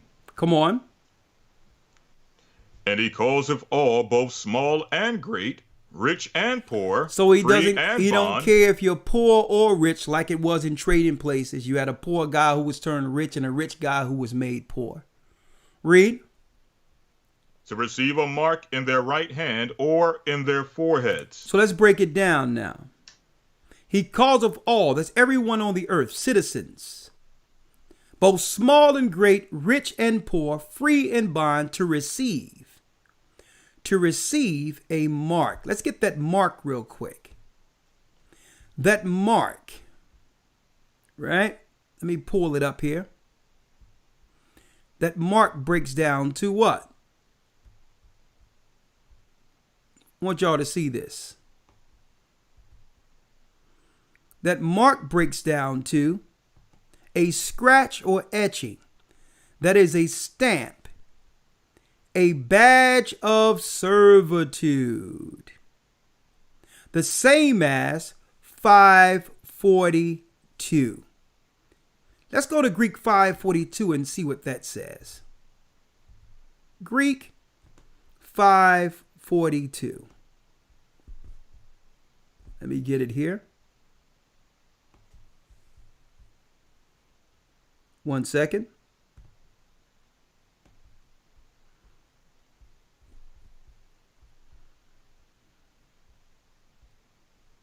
One moment. Greek 542. It reads, it comes from karax, which is to sharpen to a point. To sharpen to a point. Sounds familiar to you? Something that can go under your skin, a needle. It's Greek 5482. Type that up on eSword. Google it. Greek G5482, because it's eSword. I don't have the Greek on this other side here. It states to sharpen to a point. That means a needle. The idea of scratching, that means under the skin. That is, by implication, a palisade or a rampart or the mound or circumvallation in a siege. In a siege. What happened to us in 70 AD? We were entrenched in a siege. So they would use the army to eventually implement the mark, which is a needle. They would use the army in a siege to use the point of a needle. Huh? Now I'm going to finish reading what you have, Brother Lawyer, and then I'm going to make sure, I'm going to see if I can pull this up in the Greek. Go on. Yes, sir. Verse number 17. And that no man might buy or sell, save he that have the mark, or the number of the beast, or the number of his name. And the number of his name. And what is the number of his name? Verse 18. Here is wisdom. Let him that hath understanding count the number of the beast, for it is the number of a man, and his number is 666. 666 is the mark of a man, Satan, the beast. And when you break down the word, that C word, it's 666. It's the serum that will be placed in people that would have them comply to the end game, the mark of the beast.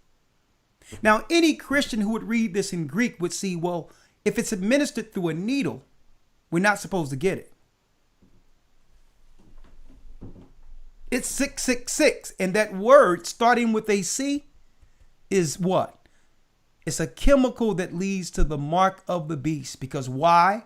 Folks, once this stuff is in you, it's programmable. And I'm going to tell you, it tell you in the book of Revelations that book of Revelation 13th chapter that a lot of people are going to be amazed from the miracles. The miracles is going to be some people who are dealing with issues, they're going to be able to reprogram it, and you're going to be able to overcome sicknesses and all that. On the surface, for some people, it's going to be like a miracle. because it's programmable. Either way. So Satan is going to say, you don't have to believe God in Christ. I can heal. I can help you. Bow to me. And other people who are against the system, because a number will come with what you do, they'll be able, like Aaron Russo say, to be able to get rid of dissidents. By what? A click on the computer. By the touch of their hand, they'll be able to get you connected with they're going to already have the stuff in you, and they'll be able to just terminate or get rid of you right there on the spot. That's the book of Revelation. Now, that's the Bible there. Now, if you are a man or woman of the Most High, the decisions are clear.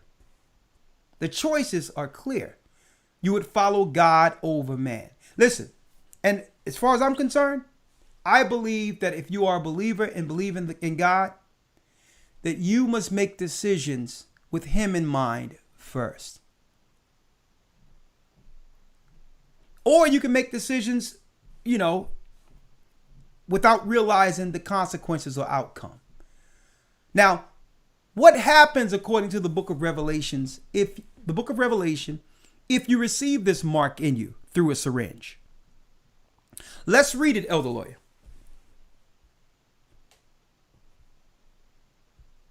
Yes, sir. This is Revelation chapter 16, verse number 1. And I heard a great voice out of the temple saying to the seven angels, Go your ways and pour out the vials of the wrath of God upon the earth. And the first went and poured out his vial upon the earth, and there fell a noisome and grievous sore upon the men which had the mark of the beast, and upon them which had worshipped his image. Read that again. Verse 2, And the first went and poured out his vial upon the earth, and there fell a noisome and grievous sore upon the men which had the mark of the beast, and upon them which worshipped his image. And upon them who worshipped his image. One moment. So the Bible tells us that you're going to be able to recognize who got this mark. Why? Because medically, physically, you'll be able to see eventually a grievous sore that would break out on the people. Like pus and all that, with the body trying to reject it. See? So there was a grievous sore after getting something injected in people. Now, I'm reading here from RT News for those who missed it. Now, listen, people can make their own decisions, right? But RT News reads, okay, here we go. Let's see. The web. Yeah.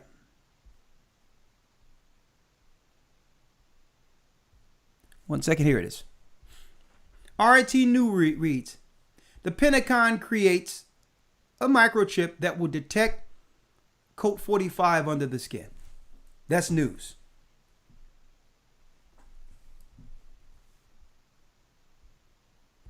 That's the news. So here it is, and now it's segueing into something else. The same way in 70 AD, we were told that it was just about, military hanging around just to make sure that, our people don't rise up and begin to destroy stores and all this other stuff.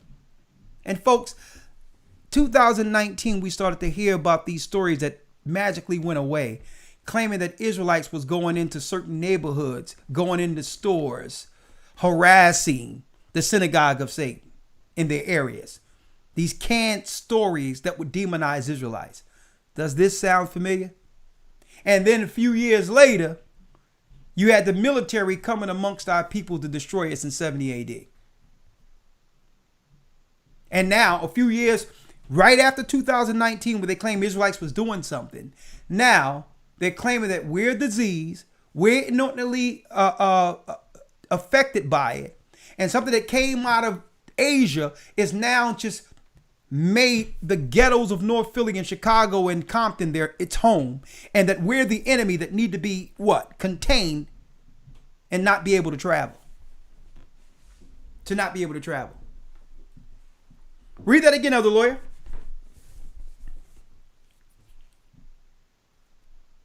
Revelation chapter 16, verse number 2. Come on. And the first went and poured out his vial upon the earth, and there fell a noisome and a grievous sore upon the men which had the mark of the beast, and upon them which worshipped his image. That worshiped his image. A grievous sore that comes from what? You got it. The pricking. So, like I told people, this is a two-layered thing. People talking about what's going on now is the mark of the beast. They're putting in the infrastructure for the mark of the beast using this. And the serums that they're going to be utilizing is going to prep the body not to reject the next technology, AI. And through that, you'll be totally controlled by Satan himself. Anything they want you to do through this program, you'll be an agent for hell. You'll be Satan's child to be used in this earth like a zombie against the righteous people, against those who believe. The zombie apocalypse. And you're not going to be able to control it even if you want to, because it's going to enter your DNA. It will change your DNA, and you will be a child of Satan. You will be a part of the Nephilim family.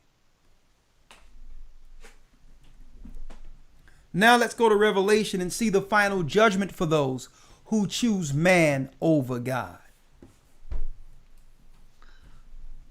This is Revelation chapter 14 and verse number 9. And the third angel followed them, saying with a loud voice, If any man worship the beast and his image, and receive his mark in his forehead or in his hand, the same shall drink of the wine of the wrath of God, which is poured out without mixture into the cup of his indignation. And he shall be tormented with fire and brimstone in the presence of his holy angels and in the presence of the Lamb. In the presence, and the smoke. Go on. Yes, sir. And in the presence of the Lamb. Verse 11. And the smoke of their torment ascendeth up forever and ever, and they have no rest, day nor night, who worship the beast and his image, and whosoever receiveth the mark of his name. So, I don't care what people are saying, folks. They act like they're confused. They don't know what's better. Now, folks, people are actually on board with this, but they are afraid to say it publicly. They're down with Satan. They believe in this system more than God. That's what they're saying by doing this. So the Most High is saying, well, okay, you chose your side. Burn in hell with the God you serve, Satan. And you know what? I'm perplexed as how many so-called believers are falling victim to this campaign, who claim to believe in God. And when you look at the people who are behind pushing all this, they're straight Satanists. They're going to be administering this stuff at tattoo parlors. And I'm going to tell you, folks, watch how they're going to do this. They're going to make it, if you have businesses already, like if you have salons and things of that nature, they're going to give you caveats, money, and all that to administer there. Supermarkets, it's going to be administered. Every place is going to be made convenient for you to do what? Bow to the devil and die doing so.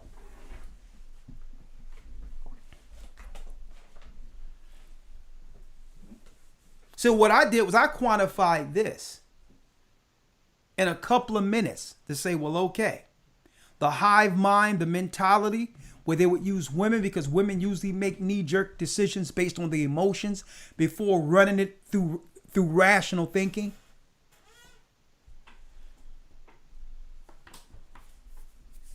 So the hive mind is to put women in control first and have them be the catalyst for the campaign. Oh no, oh, my mother, my father. Oh no, because they know women like to get in front of things before it happens. But they can use that as a weapon. You can't just trigger someone into an experiment and have them make a life decision based on an experimental time that we've never rationally seen since the earth began. If any time, this is a time we need to wait and see what's going on instead of being triggered into decisions. But they know the reaction of someone who's emotional. Who's emotional.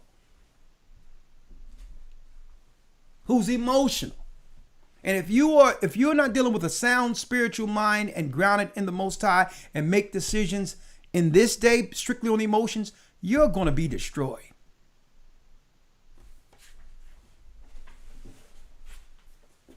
So they want you triggered under a hive mind. Okay?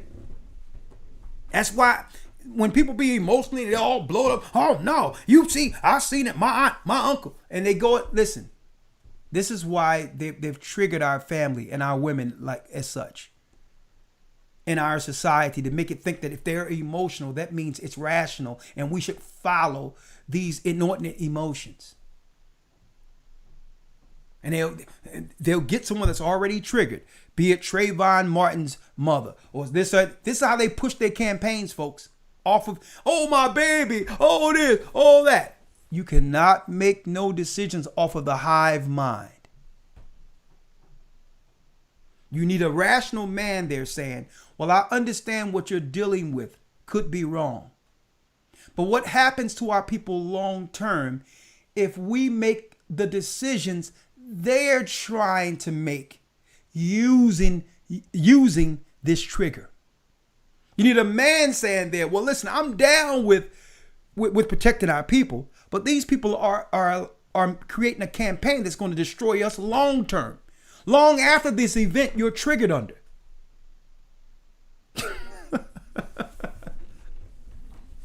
Are you following me? That's the hive mind. And I'm going to be going into that, talking about the Babylonian hive mind, because women by default are more agreeable. Okay? Not wanting conflict.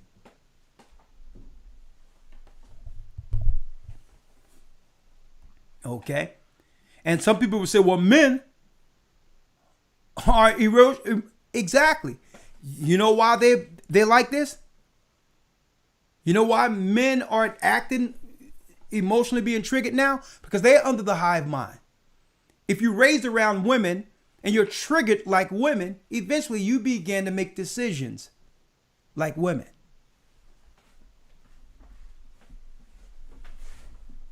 Oh no, man. Hey man, I'm gonna tell you, man, that thing. And it'd be like, listen, what did God say, dude? You're going to make a decision off of how you feel? Do you know who these people are that are cooking this stuff up? Do you know the end game prophetically is to come against God's people, the poor people who have suffered long enough?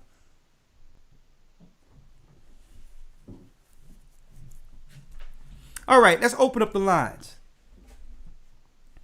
This coming Sabbath, I'll be going into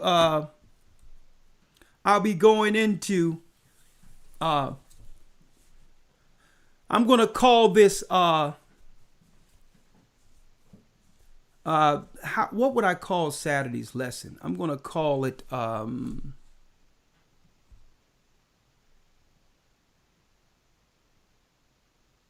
From Rome to America, the Desolation. And I'm going to go into Vespasian and Titus. Elder Lawyer, just one thing before we go. Let's pull up Josephus before I open up the calls. Pull up Josephus, and I want to read what happened when they convinced us that it was okay to be policed in our neighborhoods. Okay? And what happened? What came from that? Who orchestrated that same beast? Okay? And while you let me know when you have that, and while you're pulling that up, Elder Lawyer, I want to also show this for those who missed it. The Illuminati card. the Illuminati card, martial law. And in the Illuminati card, it's showing what? It's showing the army stationed in front of the Capitol. And it so happened these Illuminati cards came out in the early 2000s. And it's 2021. And the same thing that was on the Illuminati cards is happening right now as we speak here in Washington, D.C. At the same time, they're talking about the Pentagon creates a microchip that will detect Code 45. And then when you read the card, it says, play this card at any time to give plus 10 power or resistance, your choice, to any government group you control. It's used with action. It must be played when this action is first declared and counts only for that action. If used for defense, the bonus lasts until the end of the current turn. So an event must be complete before this card ends. So they must use this to complete an event. See? And is good for defense only and does not count towards the goal.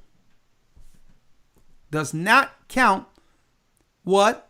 Toward the end goal.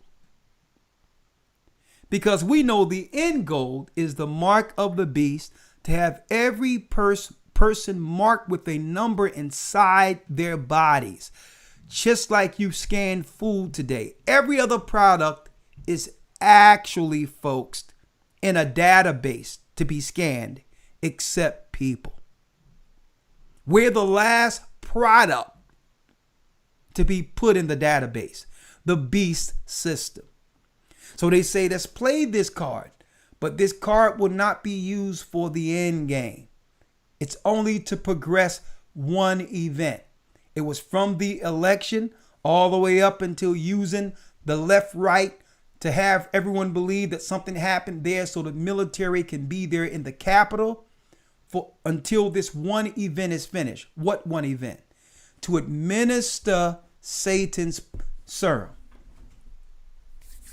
The Illuminati card. They had that stuff out there years ago, and they called people conspiracy theorists for stating that that was the plan the whole time. Huh? And then you see that card that came from the early to mid 2000s being played right now. On top of that card being played, same looking guys here, they're talking about a microchip that will detect certain diseases under your skin. And you think it's a coincidence that the book of Revelation, Christ told the churches that would be their end game against our people? To mark all of the people under one mind like they were at the Tower of Babel. And keep in mind, the Most High has a remnant that will be saved through this, but we must stand under his protection by following his laws, statutes, and commandments, and put our families under the hedge of the Almighty. We must do so, and we'll be protected. We'll be guided.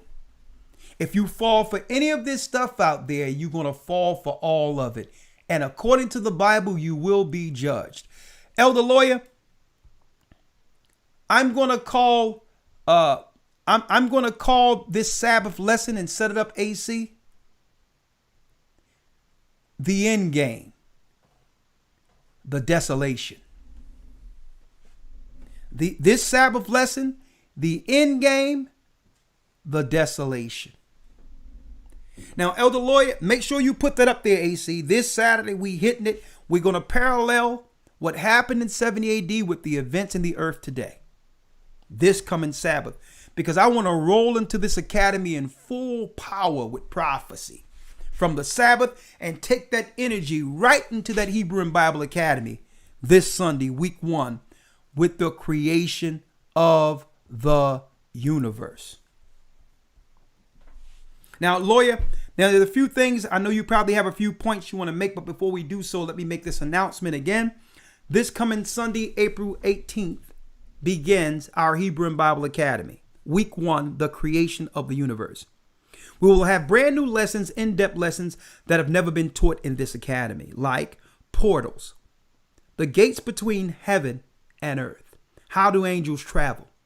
You're going to find out there's no such thing as no comets coming around and some rocks coming to the earth. They've been lying to you the whole time.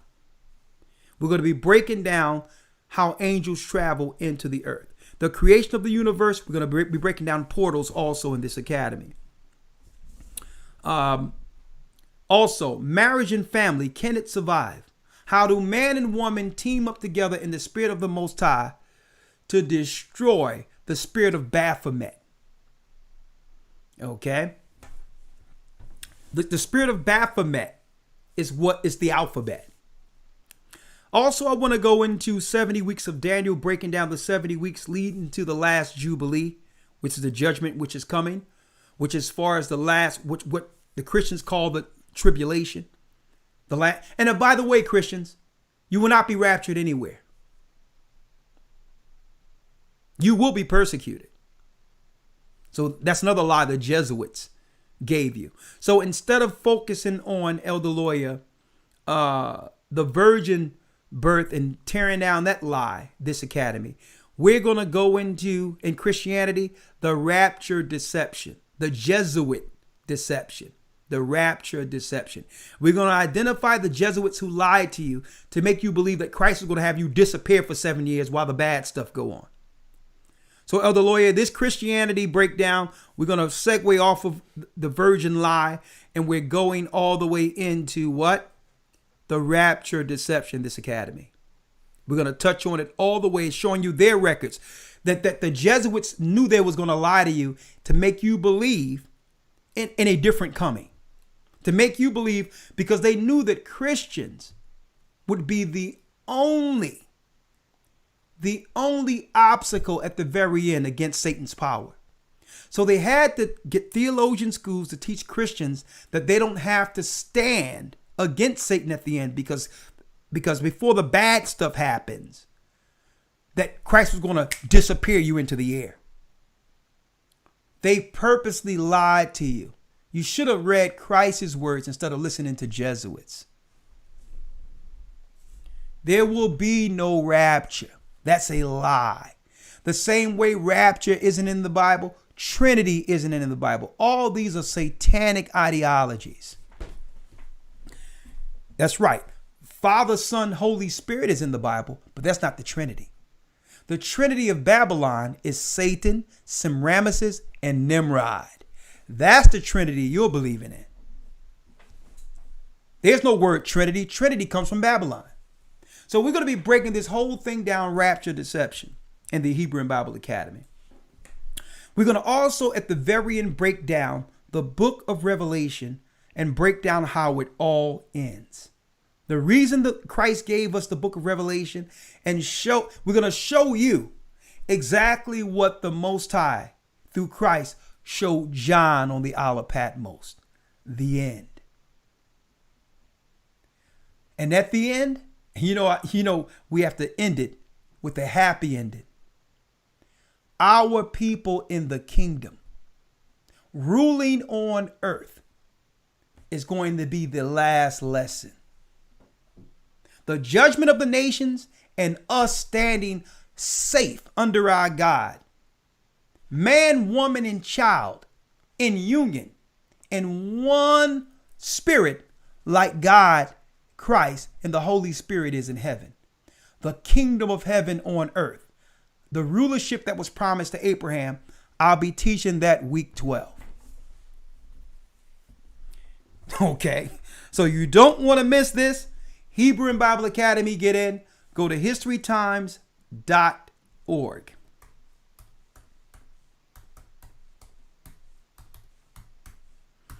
historytimes.org and enroll. Okay. And I'm going to be going into the fact that we were Shemites, not Hamites. We started off as Egyptian citizens living in Egypt, children of Abraham living in Egypt, and we made Egypt great. Before we became Israelites, before we were Israelites, Because don't forget, we came out a great multitude. And when we got the land of Canaan, we started naming our children after the name of Israelites. That's when we became a race of people as a nation, when we left Egypt and went in to the land of Canaan. I'm going into Egypt to show you what we were and how our greatness made Egypt great. The children of Israel as citizens of Egypt. You don't want to miss that. Elder Lawyer, anything you have to say before I open up the lines? And I thank you all. We got about almost 3,000 here. You know, we brought 1,000 down, but it's okay. I appreciate you all hitting the like button. And folks, again, the confusion that you see out here concerning people not knowing what to do is because they don't believe in God. Stop trying to force someone to see what God only made your eyes to see. And you know why? The Most High made it where you could see because you wanted to see. You wanted to do what's right. These people are living their judgment. They chose to live in confusion against God. So now they have no choice but what? To choose Satan. Stop getting frustrated. The Most High said, Christ told him, listen, your foes shall be they of your own household. You're going to have husbands making decisions that with Satan against their own wife. Wives making decisions with Satan against their own husband. Children going off to school thinking they're no better than the family. Coming and bringing that garbage they learn in school to influence their parents. All of that is what to be expected. Stop being surprised seeing the judgment of God unfold. Stop saying, well, oh my God, I can't believe my family would do this, or my boss would do that, or my cousin would do this, or my husband would do that. Have you not read the Bible? This is their life. Let them choose their life. And like the Most High, like Christ told the disciples, remember Lot's wife. She looked back. Lot looked forward because he loved God more than her.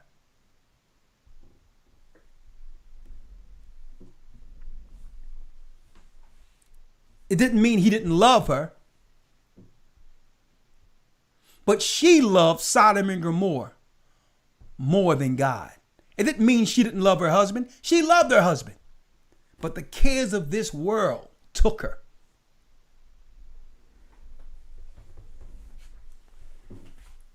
So stop being surprised that, oh my God, people calling me what I'm going to do here and what I'm going to do there. Listen, don't call me about decisions that you know are tests between you and God.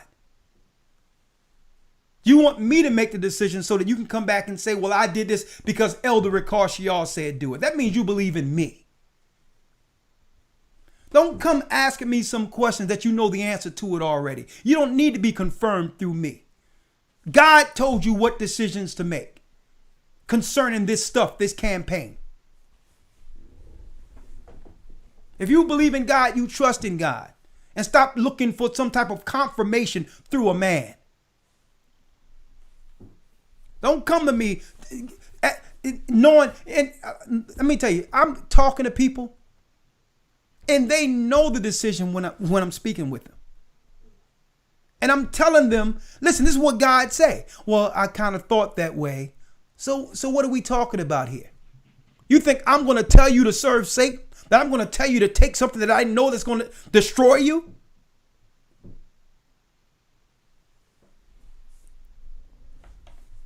Woe be the man that trusts in man and maketh strength his arm.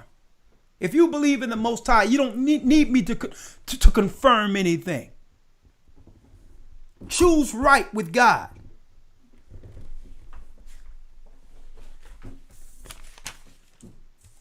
No, these people are studied. Let me tell you, these people are studied. But let me tell you, folks, every individual have their own test with God. And none of us are going to always have a cushion or a support group to make the right decision. It doesn't work that way. Everyone have their individual test, and you know what your test is. And you shouldn't have to call me to confirm that. That's your walk with God. That's your decision with him.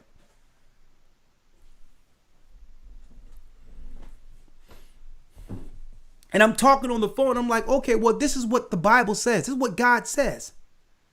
There's no middle ground. We're going to go through persecution and tribulation. Welcome to the tribulation. Elder Lawyer.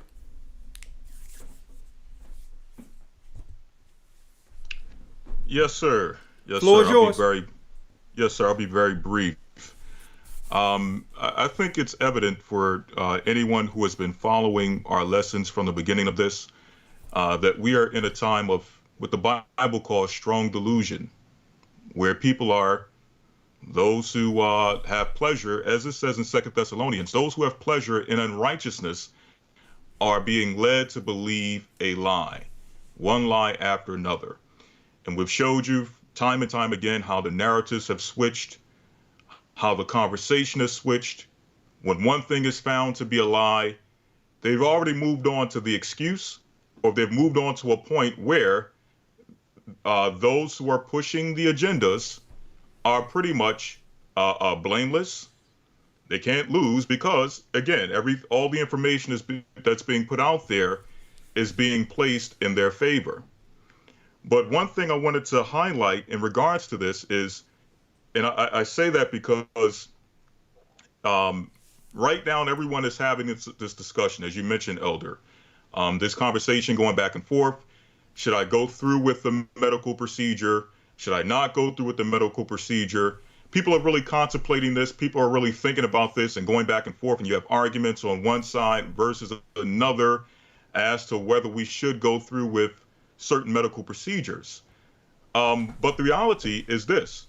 This is a perfect example of how the conversation has changed so many times that people don't even realize that early on they told us that this ailment, I'm going to call it an ailment, has a high recovery rate, in which the reality is that you don't need a medical procedure to overcome the ailment. So we shouldn't even be talking about a medical procedure, understanding the high recovery rate. This conversation shouldn't be on the table. But the conversation has changed so much. And again, the earth has been taken in so much strong delusion, and everyone is believing in so much of the lies that they're forgetting how this narrative have developed over time and how we got here in the first place.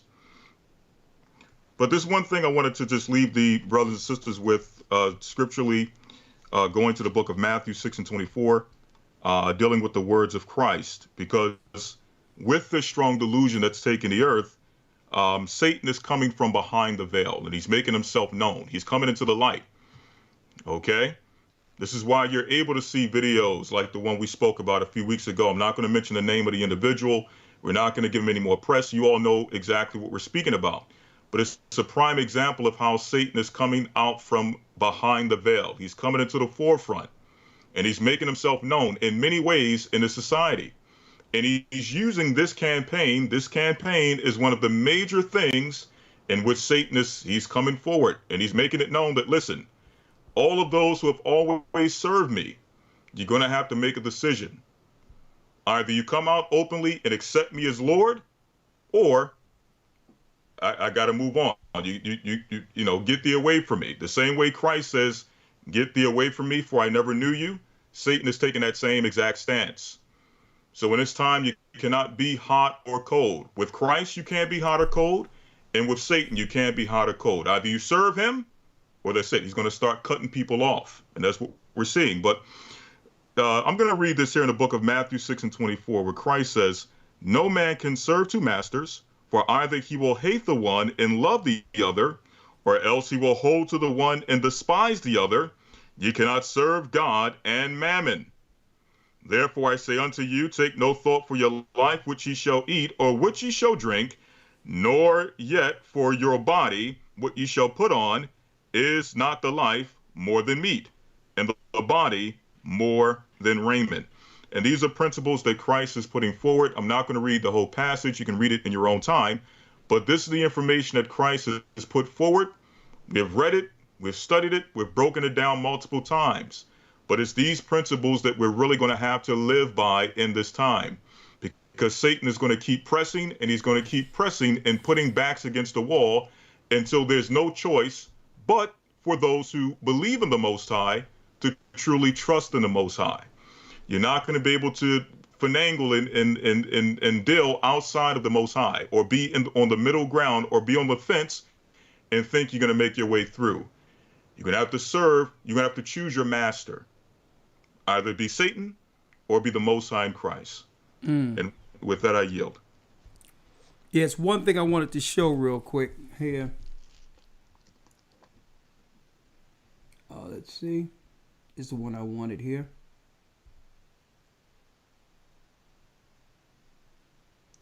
$54.82.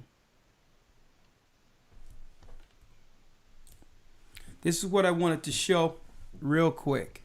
And thank you, Elder Lawyer. And when you broke down that take no thought, that means not that you don't need these things, Elder Lawyer, but you cannot make decisions based on worry. That's where Satan wants you. Exactly. You're worrying because you don't see no end in sight outside of how you normally provide it for your family. You can't make a decision on that strictly. That's where faith comes in that. That's why Christ says, take no thought of it. He says, look at the birds. The birds don't toil, they don't work, they don't do anything. But I done seen birds, so big like they falling over.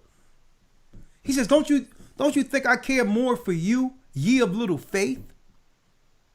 So Satan is trying to say, well, listen, I'm going to take all your luxuries away from you. And the Lord is like, listen, take no thought of that. I know what you want. I know what you need. I know your luxuries. I know, but I have a plan for you if you're willing to sustain and stand with me through this test. I got you. I wanted to show this real quick, Elder Lawyer, and that was a great scripture you brought out there. Let me move this out of the way real quick. Let me move that out of the way and let me pull this up again. When you look at the word right here, is the word I didn't show y'all earlier that came from the mark. And when you look at this word, brothers and sisters, in the Greek, it's what? It's from the word charagma, and it goes to Greek 5482, charax, which means to sharpen to a point. Look at that. That's how they're going to administer it. Through the idea of scratching. And it leads to a circumvallation in a siege. Military administering, folks. A needle.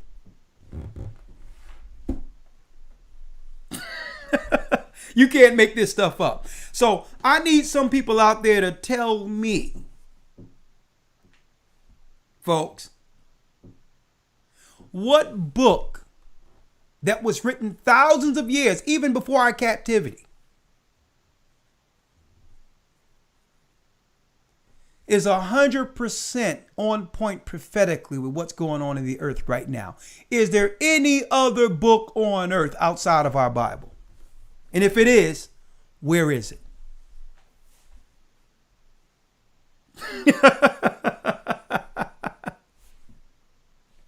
What?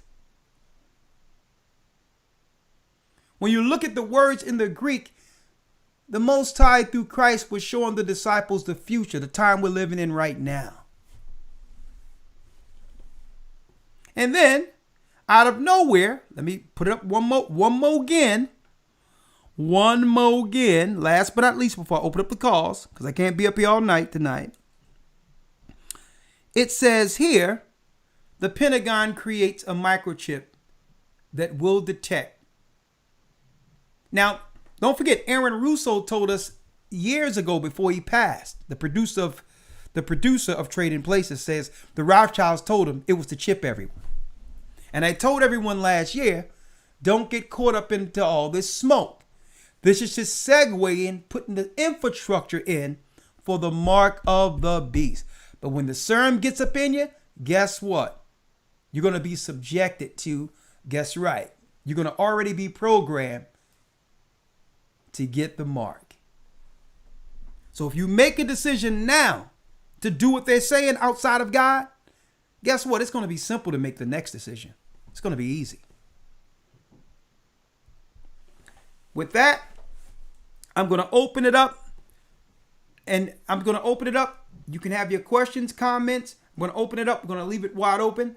I have about 30 minutes to answer questions or to sit here and dialogue with you. But did you know what we were breaking down was in the Bible?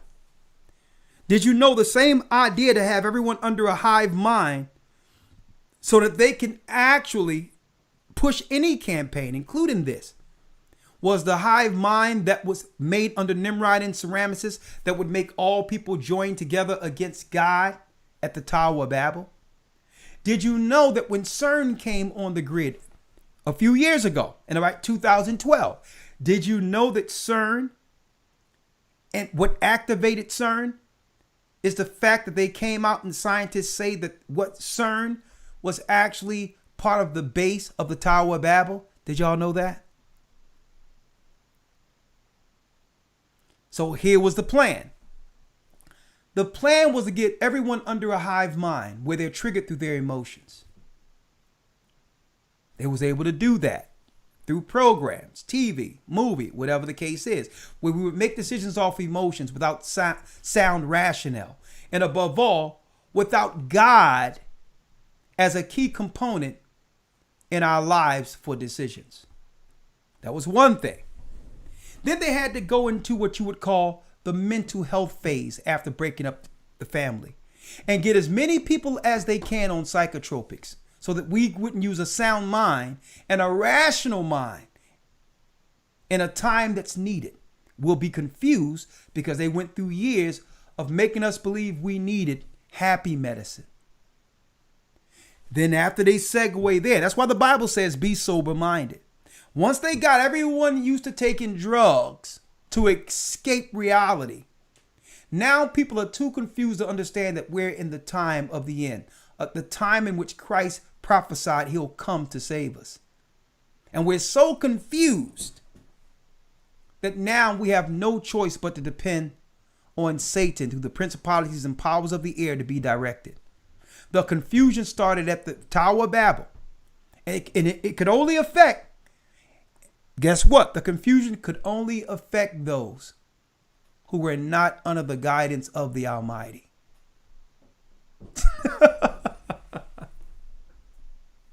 It's called the hive mind. And I'm going into that. Queen bee and all that. It's an ideology, folks. It's way deeper than what you think. It's a religion. But I'll be dealing with that in the academy, right? All right. So, Elder Lawyer, let me get the calls in so that we can, I'm going to call you right back, okay? Yes, sir. I'm going to call you right back. One moment. All right. 1 second, 515. You see the number here, 515-605-9327. 515-605-9327 to call in if you have a question or comment. Also, if you want to donate, $GOCC 144 donate. $GOCC 144 donate. It's the one you use at the top. If you want to contribute to the elders who deal with the weekly broadcast, that's the top one. The one under there are those who are already in the congregation or whatever. If you're in a church already, you use the one down there. If you tithing or something, that's an option to put under your region. But it's primarily for the broadcast. If you are enlightened and you want more of this work to actually progress to others, to help the elders who are actually using this time to fill you up with this word and understanding. If you have Cash App, it's $GOCC 144 donate. If you don't have Cash App, it's okay. Go to gatheringofchrist.org. Gatheringofchrist.org. And there's a full list. Hit donate. There's a full list of ways outside of Cash App that you can actually help the work. Okay. With that, hold tight. Let me bring in the blog talk now. One moment. 1 second.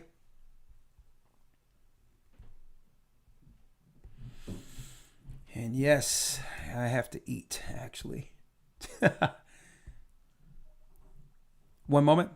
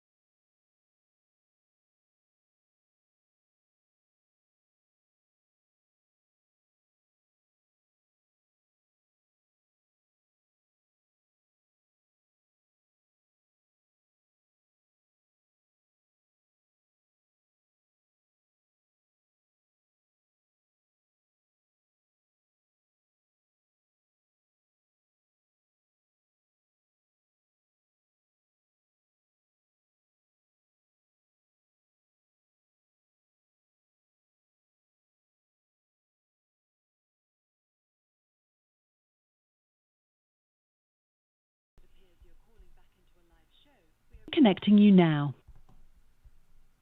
Your show will go live in 5 seconds. 4, 3, 2, 1. Blog Talk Radio. Okay, we're live. 515-605-9327. Call in, question or comment. This is actually part 2 from our broadcast this Sabbath. And again, we invite you all into our Sabbath lesson, which will be on our regular page, our regular station, A Gathering 144, where we keep it strictly scripture to try to save our page and keep our page up, knowing that we're being censored and shadow banned for almost speaking at this point. We're going to segue into our Sabbath lesson directly into the Hebrew and Bible Academy, week 1. Okay, get in. You don't want to miss the academies. A lot of information that we cannot divulge here. Also, Monday, we're going to start our Patreon page. So be on the lookout, brothers and sisters, for the Patreon page.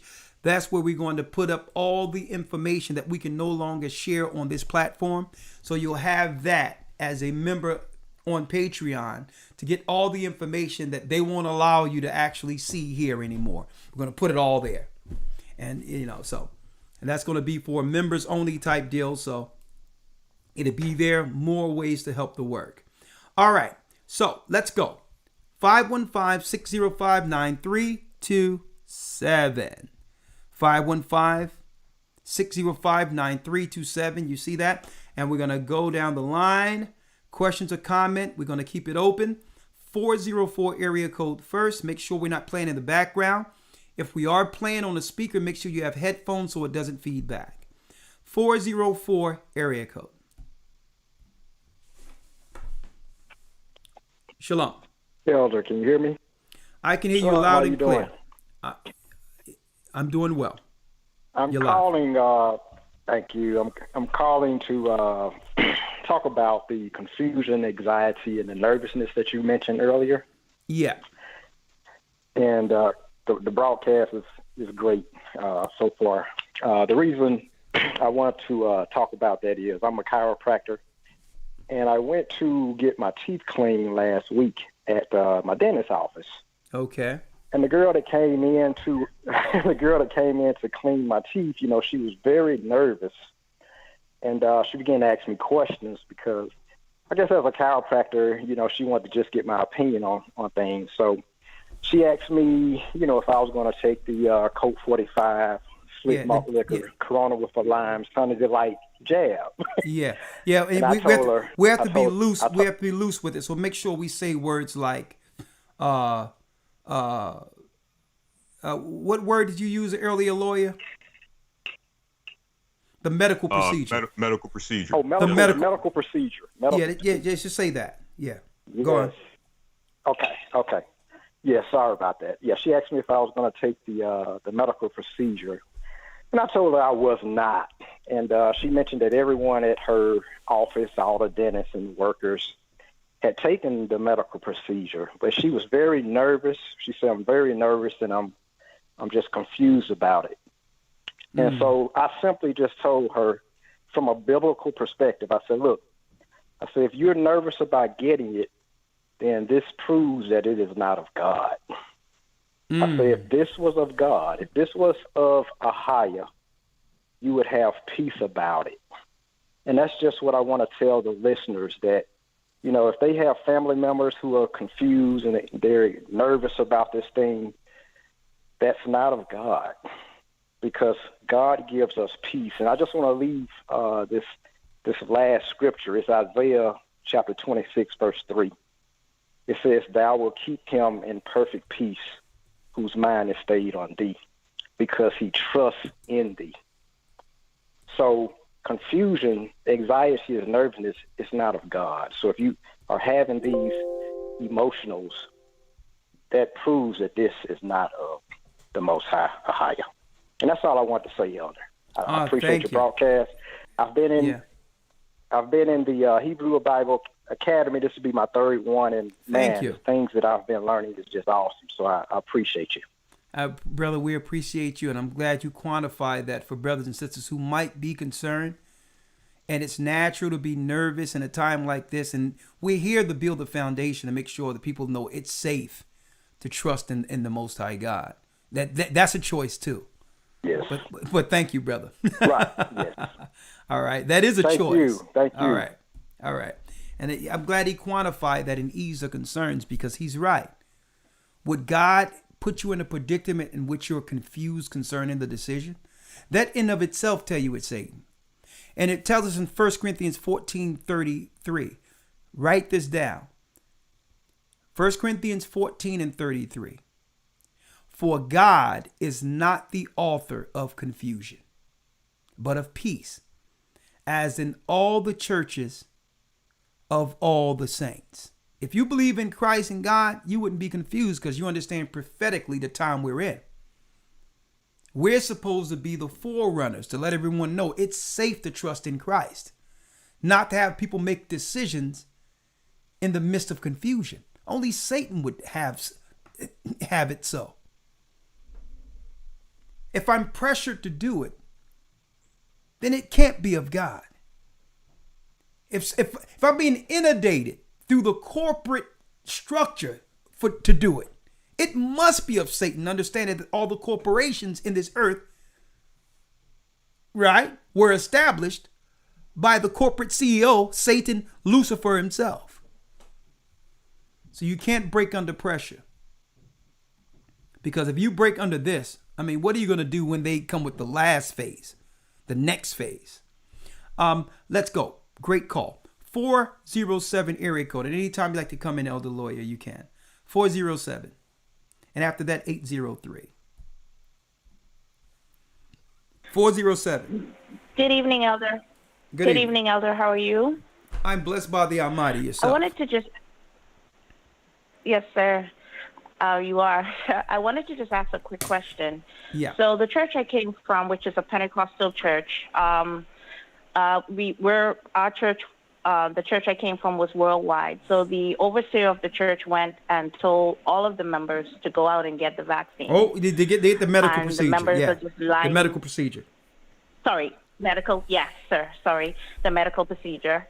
So I wanted to find out what would happen to the people that got the medical procedure already. Will there be an opportunity to repent, or is that kind of a done deal?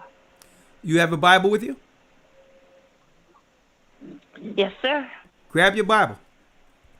Let me know when you have it. Got it? Yes, sir, I have it. Right? Hold on. All right. 1 second. What type of Bible you have Yes, there? sir. King James. I've there been you in every academy for 6 years straight, never missed. That's the only Bible I have. And you know that King James was a black man. Oh, yes, sir. I'm in the body. I'm baptized. Okay. All right. I'm just asking to know what to tell my family that are still in the church. Okay. Go to Luke, the 6th chapter.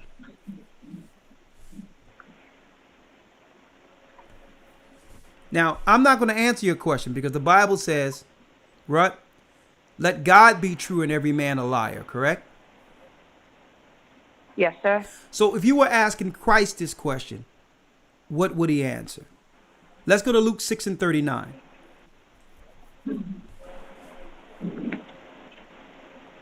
I have that, sir. Read it. Luke 6 and 39 says, And he spake a parable unto them. Can the blind lead the blind? Shall they not both fall into the ditch? So what did Christ say? Because listen, if I can see, They're doomed. listen, if I can see and my pastor's blind, I'm not following him over a cliff. So that's where it comes into. You must study to show your own self approved. That's no different than brothers and sisters going to Guyana and drinking the Kool-Aid given to them by Jim Jones. Yes, sir. And he said that. So if you sir. if you study to show thyself approved, you will know when your pastor is a nut job. So the bottom line is this: the blind leadeth the blind. If the blind follow the blind, they will both fall in a ditch, because it wasn't that pastor's responsibility, okay, to have me study to show myself approved. Okay. Wow. So, and then the Bible tell you that some of these people want to believe they're pastors. So because of that, he will send them a strong delusion that they will believe a lie. Because they really worship their pastor over Christ. Mm-hmm. All right. So yeah, that is Christ, so true. there you go. And, and Elder, just one last thing before I go. I just wanted to find out. I appreciate you doing that lesson. You said lesson 12 in the next academy of what it's going to be like in the kingdom. I always wanted a lesson about that, because with everything that's going on, you read about it, but you can't really fathom, because the Bible says we can't even imagine what it's going to be like. So I'm really glad you're going to be doing that lesson to kind of give us, that end game, that hope to look forward to. Yeah. Because everything, out here is chaotic and crazy. These people are just lining up for the medical procedure. So it gives us as believers in this body that hope to see that and what it's going to be like. I'm excited for that. Like I said, I've been in every academy for 6 years straight. Thank you, and sister. Every academy is different every single time. Bless you. It's amazing. It's amazing. Money well spent. I would encourage anyone and everyone to join the academy. I wasted all of my life in church. To be in this academy is amazing. Thank you so much for what you and the elders do. We appreciate you so much, my family and I. Well, thank you, sister, and thank you for your support. Bless you. All right? Yes, sir. You have a blessed evening. Thank you. We told him. Hey, we told him. Hey, people don't even, you may think you know what it is until you get in. That's all I can say. And then once you get in, you'll be like, hold up. This ain't what I thought it was. Historytimes.org. Another thing, historytimes.org, because there's so many questions out there about what happens for the new kingdom with us. A lot of us can't even imagine ourselves being in that role, running things. So you have some people out there talking about we're going to be beating people, we're going to be doing this to people and all that and all that. So you have that out there. Let me tell you, we're not going to have to folks stoop to such depths. The nations are going to love us in position. The last academy I'm going to teach, past the judgment of the Gentiles, I'm going to teach the kingdom of heaven, what's in store for us who've endured to that time. Starting with Christ coming through the atmosphere, standing before the people. That week 12. After the judgment, what we get, right? It's going to be crazy. I'm going to break down the holy days, the Sabbaths, how all of us are going to fall in line with Christ. He's going to direct us to go into different parts of the earth to get our brothers and sisters. All of that week 12 of the Academy. You don't want to miss it. All right. Let's go down the line. 985 area code. historytimes.org, 414 area code.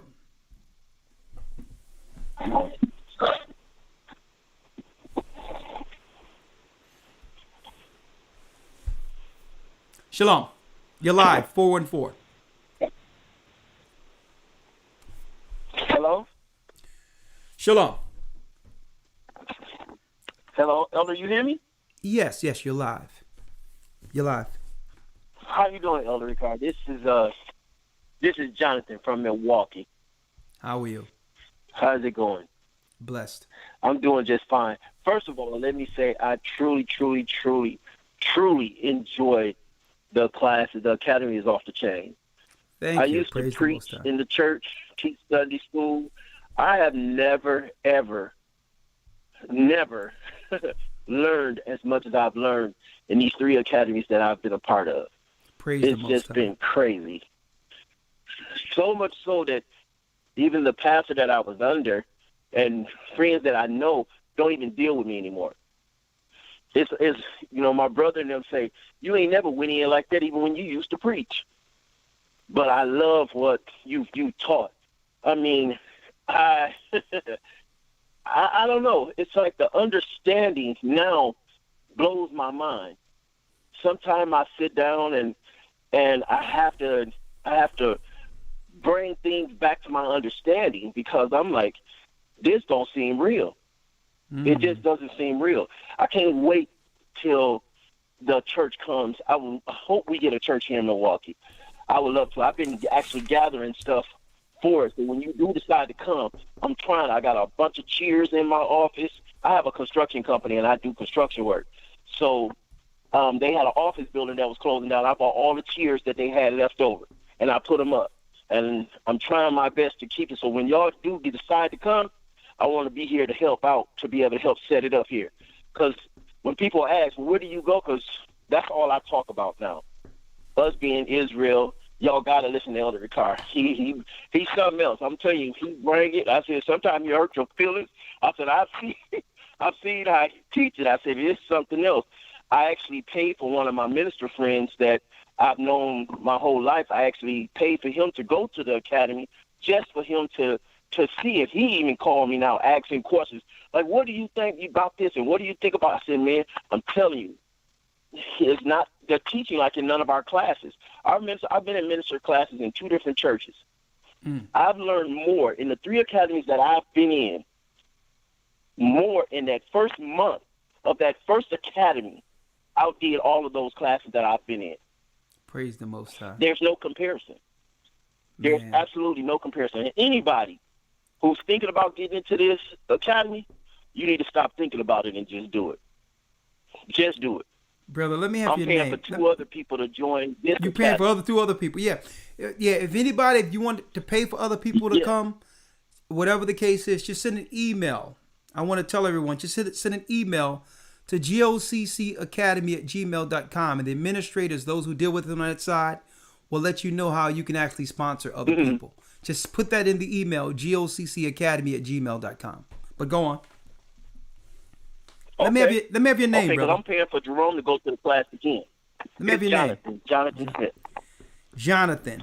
Okay, you know Jonathan Smith. You know your Yes. name. Your name in the Hebrew is Yawanathan. Yes, I do. I actually Yawanathan. looked it up. After I could. Yeah, Jonathan. Yep. Yeah, Yawanathan. But anyway, what I'm gonna do, Yawanathan, we're gonna give you a call, and we're gonna see what we can get something working over in Milwaukee. Okay. That'll work. Put those That'll chairs work. And to use. I'm still waiting to be baptized. I took the class and everything. They told me if I had the sniffles or anything like that, don't, and I didn't want to make nobody feel uncomfortable, so I didn't take it yet. And they haven't rescheduled it yet. So, but I'm waiting to be baptized. Well, listen. If you should have called me. Because listen, if you got to be baptized, we can't wait till you're Colt 45 free to receive that Holy Spirit. So reschedule that and let them know Elder Ricard y'all said, let's get this thing working. All right?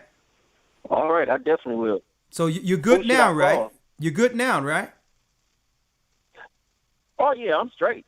Well, call and let's get it done. Let's get you up under that water, brother. Let's do it. I was fine then. I just didn't want nobody to feel uncomfortable. Listen. That's your obligation with the Most High. If you was fine then, you should have just gotten that water. Okay, faith over fear. That's what it's about now. Okay. All right. Okay. All right, my brother. Right. Bless you. All right. So Ain't you want me to give you a call tomorrow? Just send an email and we're gonna get someone to reach out to you. I have your number here actually, Yawanathan. So I'll call you up and we'll get something working, man, because it's time. Time is running out. So, all right. All right, I'll get with you. That'll All right, work. bless you. And tell Elder Lawyer, I love y'all guys. I really do. He's here. And y'all take care. Y'all be blessed. Thank you. Bless you. All right. Bless you. Ain't that something? He said he'd been in the 3 separate ministries, Elder Lawyer. Seminary school and all that. And he learned more in 1 month in our academy than all the days in the Christian church. And you know what? Yes, sir. I thank the Most High for that because that was our intention. People don't realize when you learn the Bible outside of their program deceptive theologian teachings, you realize you have more in common to understand this book than you would ever realize when it's taught from the proper perspective. With you owning this book as the people, it opens up a whole new light. So, hey, it seems like what we set out to do with the academy.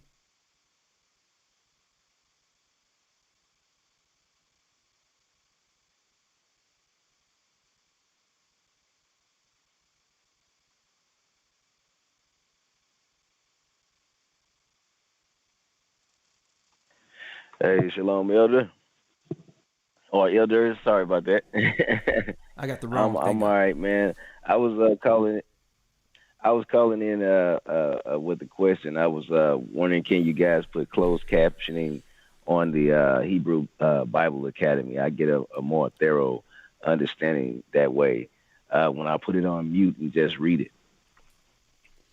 Okay, well, I'll work on that. I'm going to see if there's a component for that doesn't get in the way of what everyone else is dealing with. Oh, you mean to be able to, when you see it back, closed caption can come up as with the playback, right? Yes, sir. Okay, I'm going to see if that's possible. Yeah. Absolutely. Yeah. Huh? Am I muted? No, I'm not muted. I'm good. I was earlier. I had it on the wrong thing. They can hear me now. Go ahead. Say it again. Yeah. All right. So. I was just saying, appreciate that, Elder. Okay. No problem. All right. Yeah, I was right. muted earlier. Shalom. I hit the wrong thing. Shalom. I'm going to see if I can work on the closed caption piece so that when you review it back, you use closed caption. We really have to work on different languages also. So that's being worked on. 985 area code. And guess what? This Hebrew Bible Academy, man, it turned into, it went well beyond what we thought it would be. It's what the idea of edifying our people.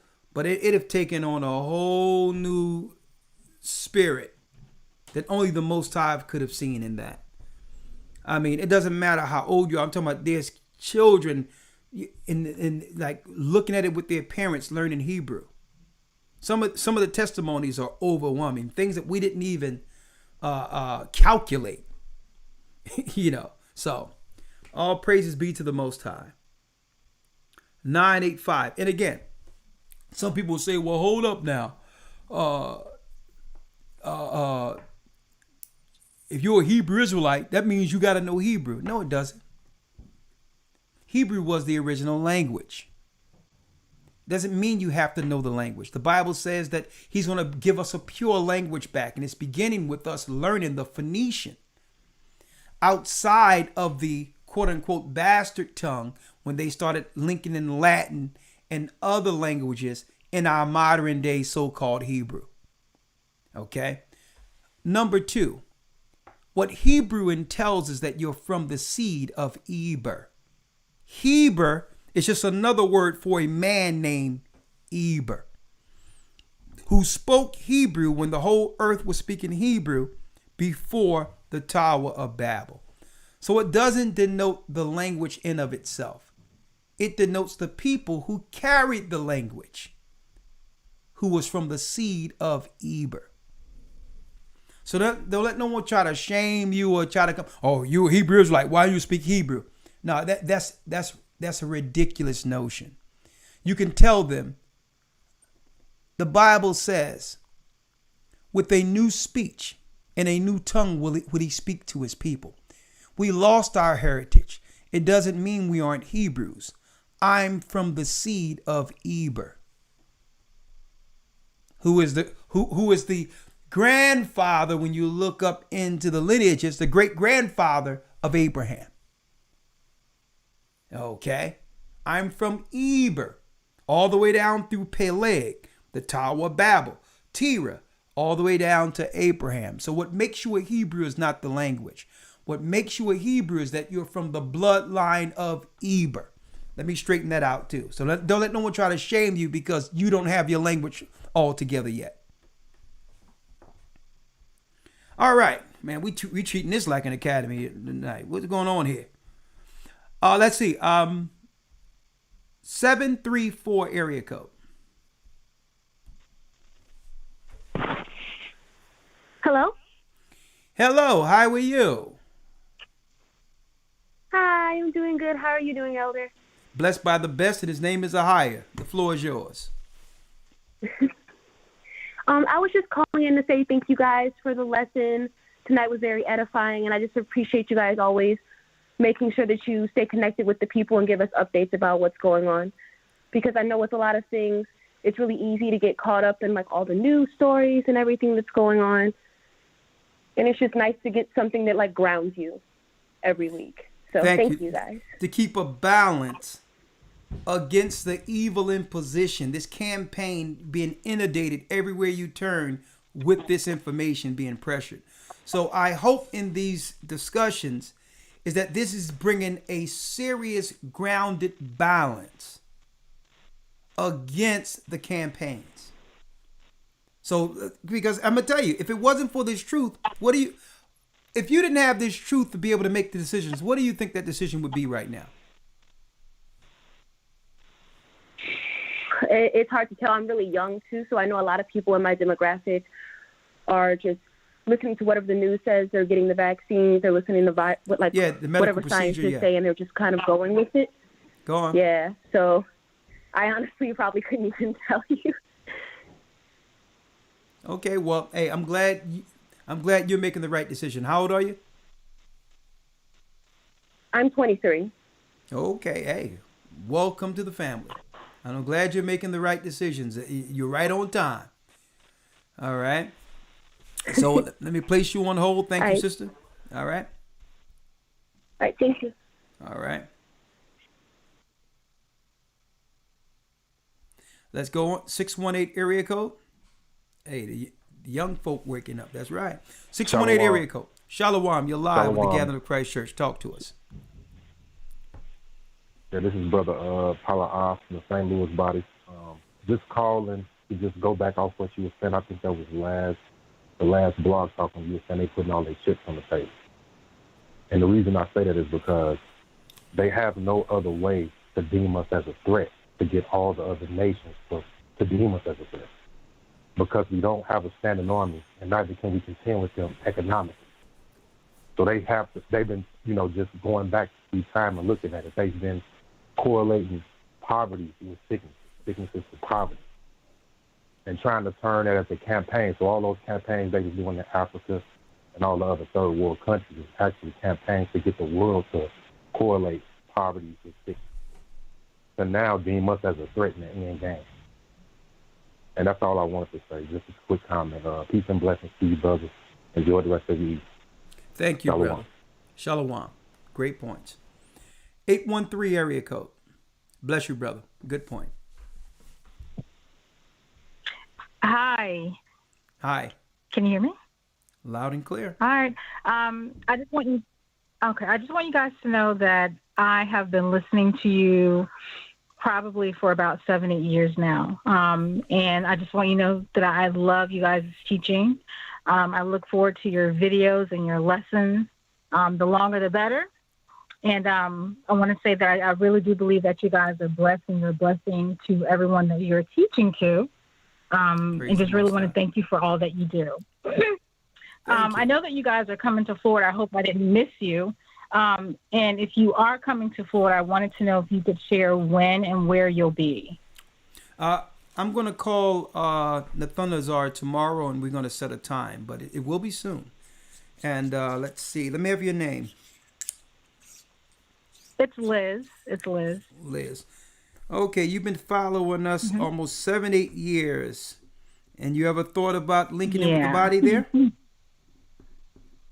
Liz? Of course I have. I've just not been able to commit, but I am in a place now where I can commit. So I'm definitely looking to do that and also get baptized. I was baptized as a child, and I want to definitely do it again with you guys.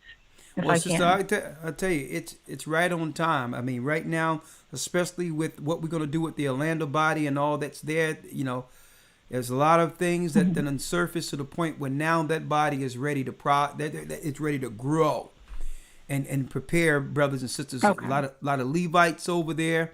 It is really ready to get propped up there. So get ready. I hope you've been waiting for a long time. Orlando. Huh? I have been, yes. Okay, you live in Orlando? I said I think I can make it to. No, I'm in Tampa.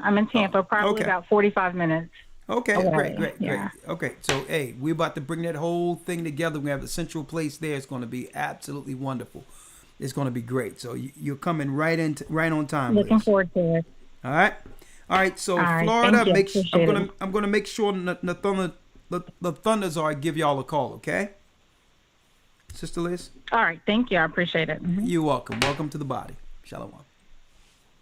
All right. Only a few more calls, and then we'll wish you all Godspeed. Hit 1 if you have a question or comment. Waiting in the queue. Hit 1 if you have a question or comment. All right. Let's see.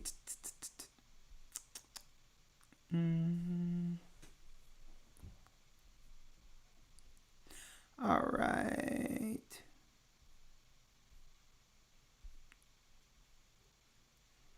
I can take a few more. Let's see. 910 area code. And this man, with the director of TMH, actually says 910.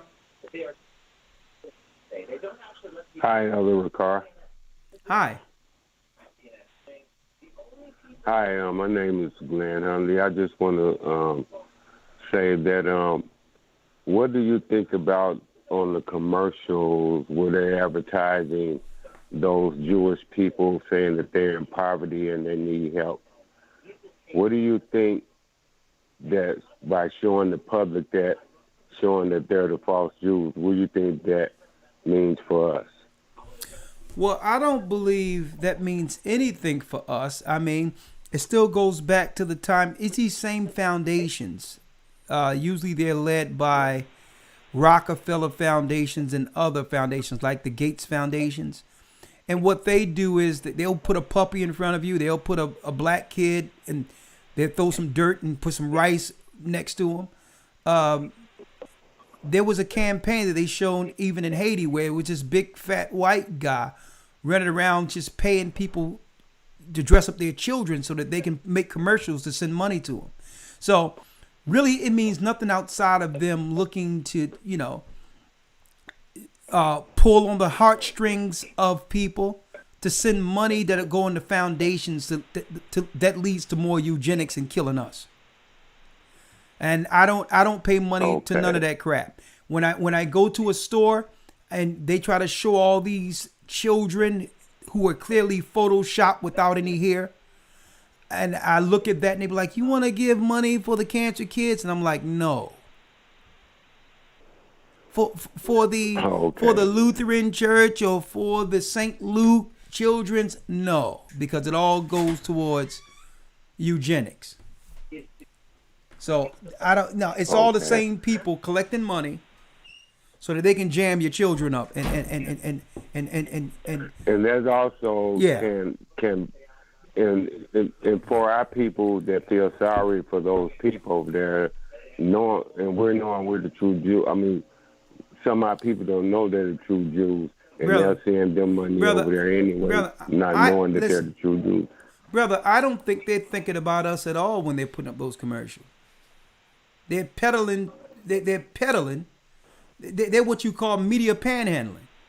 Like I said, they go find a kid, throw some dirt, and put a bowl of rice, and say, for 30 cents a day, you can take care of old, old George.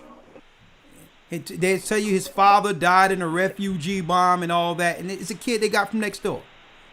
What I say is ignore all of it, because they're not doing this because of the Jews and all that. They're doing it because it's a way to make a quick buck, a non-profit buck. That's all it is. All right.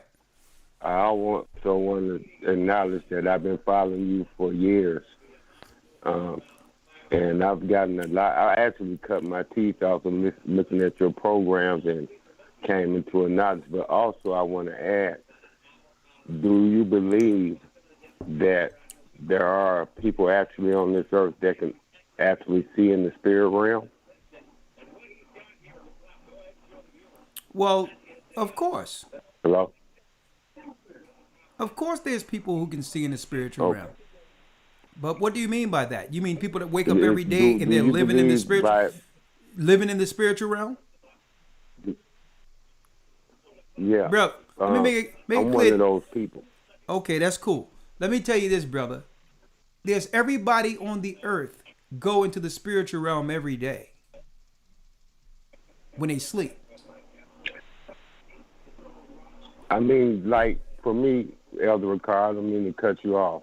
No, you ain't cut me off. But I mean, for me, it's actually, I can actually see, like, in the spirit realm, like in the sky.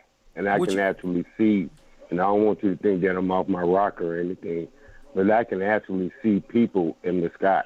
Okay. And the whole thing is this. What do you make of that? Well, this is what I make of it. The greatest gift is to what? Is to be able to see. No. The greatest gift is to edify. Why? Because we all have different gifts. With me being able to break down the scriptures, I'm able to actually bring forth what's unseen to light. So that's me actually connecting with the invisible. But I use this gift to do what? To edify the Most High's people. So you need to let me know, how do your gift in particular works in conjunction with edifying and helping God's people? If so, that gift is for you. Well, what I see, I can't tell you, but what I see up there is weird. I mean, I see all kind of, it's like giant figures, black people, alien people. They actually are the clouds. Okay. All right. You have a Bible in front of you. Yes, I do. Let me grab it right quick. Okay, great.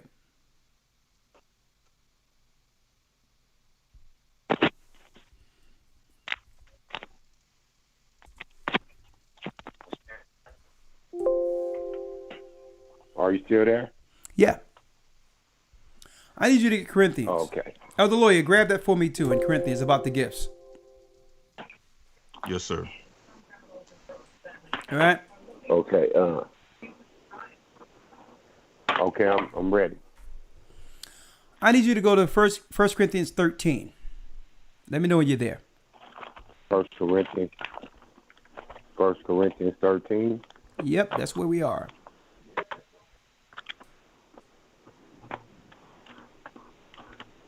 Okay. Trying to get there.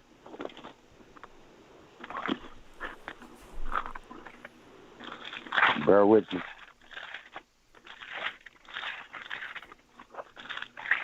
First Corinthians 13.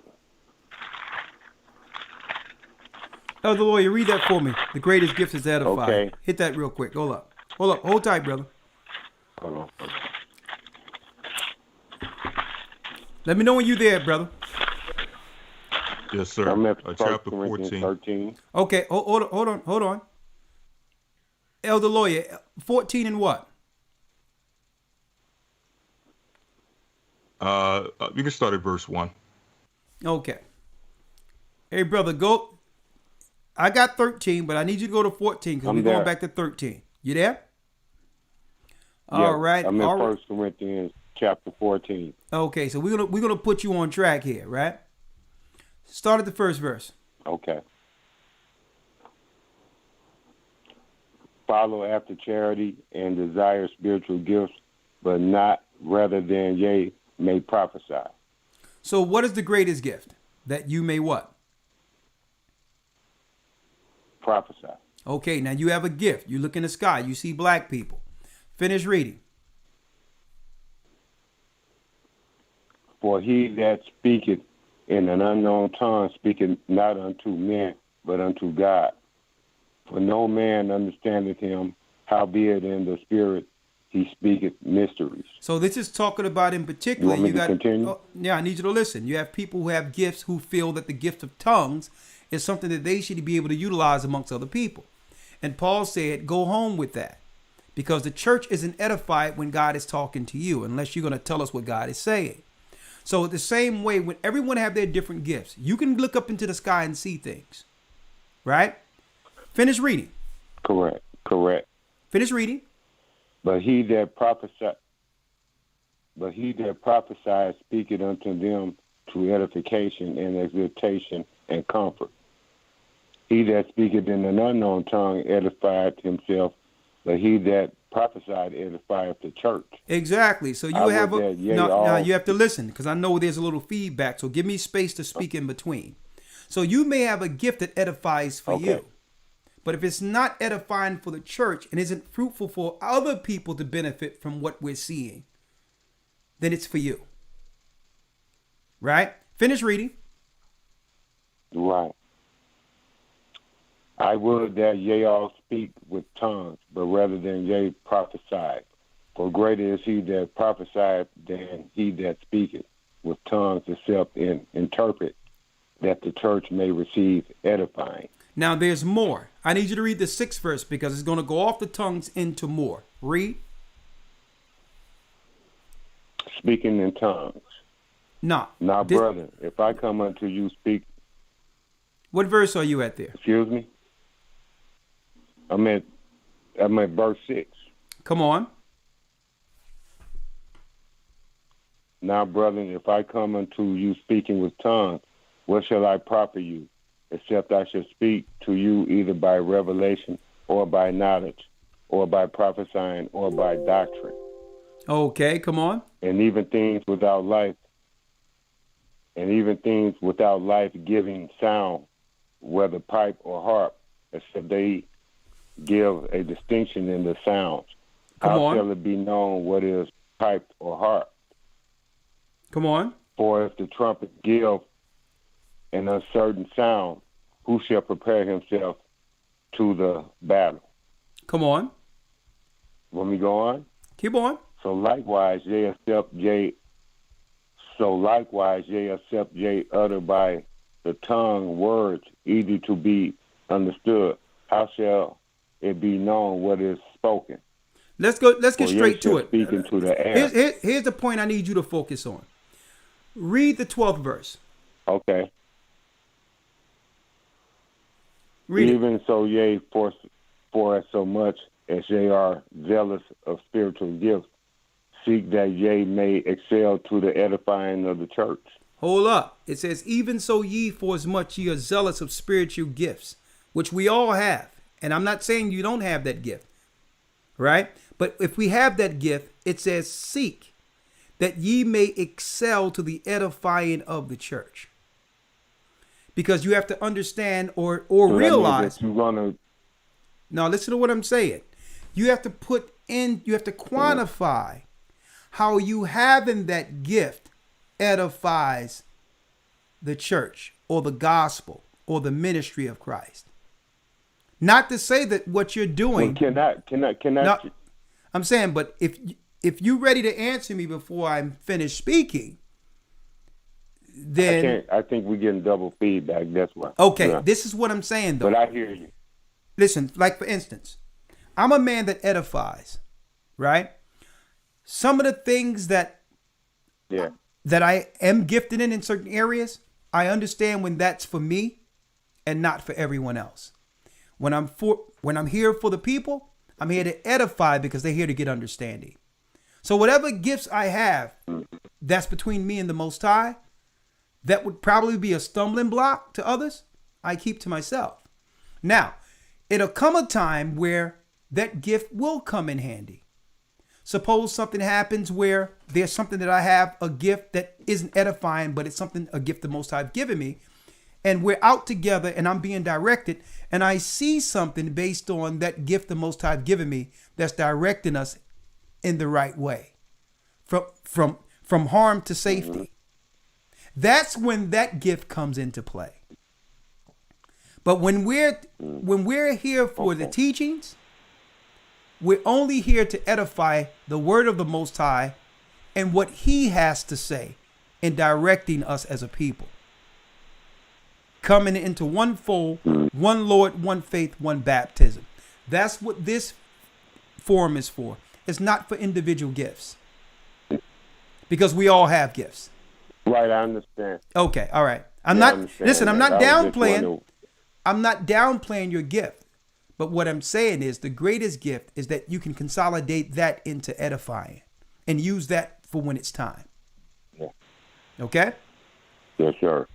My brother. Now, I got one more thing I want to say. Well, the one more thing can't happen because, brother, the one more thing have to wait for another time because other people in line. And I have to do respect to the program, okay? Yes, sir. Yes, My sir. brother. Hold it, write it down, and I'll answer it later. My brother. All right, let's get one more call, and that will actually conclude our broadcast this evening. 252 area code. Elder? Yes. Oh, thank you, Ahayah. I just wanted to come on the broadcast. I'm another person that's been listening for years. The first thing is I've been trying for years off and on to find a gathering close to me, but every time I do the questionnaire and watch the video, I never get that return email. I recently just ordered a calendar, so I did another email around the same time I ordered my calendar. So that's another reason why I'm glad that I actually got through, because it's an emergency that I get in the gathering with our people, because I need to be covered. And the enemy has been attacking me for a while, but it's very intense right now because I actually started doing what the Lord has been asking me to do, educational-wise and spiritual-wise. So that's another segment. My main thing is I'm calling for an emergency prayer and letting the ladies know to be careful about going to the doctors. I recently went to a doctor, and I looked for a black doctor to support because they're not supported as much. I'm a healthy individual. I'm 45. I don't have any major issues. My main issue was my intimate parts to where fibroids was incurred, and I knew about that for years. I've been taking vitamins, doing herbs. Well, sister, you have to round. I'm with you, sister, but I'm trying to really. Okay. I'm trying to really triangulate on the purpose of the call. I need you to really, because right now you're probably nervous, and you're going through all your thoughts and getting them out, but it's not coming into a cohesive dialogue. Okay. So what is it? I went to sisters. Be careful. Sisters, be careful from the doctors because of what? Because they told me that I had HPV. Oh, I know I didn't have that. So they suggested for me to do a coloscopy. My first doctor gave me a pap smear. She used the instrument. It was too large. Okay, all right. Check this out, sister. This is what we're going to do, though, because this is going into some intrusive private scenarios. But what we do know is, yes, they are targeting the woman's, fertility organ. We understand that. So this is what we have to do, though. Yes. What has to happen more so than anything, and I'm glad you bring this out. Men have to be a key component when it comes to these decisions that are happening, because what's happening is the healthcare apparatus is circumventing men to destroy the womb of our women. And they're getting our sisters at an early age with this your body stuff and body empowerment. But it's really so that you can privately get yourself jacked to not be able to have children and all that under the eugenics program.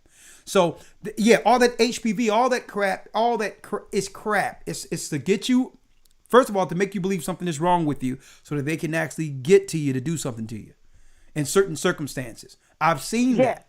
So, but again, there have been instances where people went to the hospital and doctor, sister, and there were real issues based on past medical scenarios that led to sisters having cysts and all those things that needed medical attention. So we have to be to a point where we're not so con or so skeptical when it comes to the healthcare system that when there is something offered that can help, that we leave ourselves out there without any level of medical attention. So there's a balance there. That's where men gotta come in at, and you have to ask the right questions and have second opinions and have people say, "Well, listen." And I'm gonna tell you, what goes on is I'm gonna tell you in this, what happens, sister. Too many times we listen to TV, we do all these things, and we try to get in front of things, and our sisters. I mean, I had to straighten my mother out with that. Because she wanted to be up in the doctor's office every other minute. Every time you look, she got a doctor's appointment. So because it's the fear that's being inundated through the airwaves. So it has to be balanced to a degree, especially a woman who's nervous concerning her health. Eventually, you're going to get in there and something is, So a man have to be there who understand what's going on. And sisters can't be triggered through every little thing they hear on the news or through or through the commercials that will have them say, well, they say, check with your doctor, check with your doctor. And now you're making a doctor's appointment when nothing is wrong with you. Okay. So. Exactly. Because nothing was wrong with me. All right. And but the main thing is the second sister, doctor caused so much pain. Well, I have to get to the next call, sister. I'm sorry. I have to get to the next call. All right. I got one more call. Okay. All right. Well, can you take my number so someone? Okay. What is your name, sister? Hello? Angela. Hold on. Where you from? Angela. Greenville, North Carolina. Okay, I'm gonna have the elder call you from North Carolina. I'm gonna call you, Angela. Okay, North Carolina. My mom from there. Sir. Okay, so we're gonna have someone call you. All right. Bless you. Thank you. All right, no problem. Thank you. I can understand sometimes we're under time constraints. People are nervous. Didn't think they was gonna get in, so I understand sometimes it takes 15 minutes to get over the jitters. But I just don't have that long. Sorry. All right. 985 area code. And it's going to be the last call. Sorry. We'll pick up calls next week. You're live.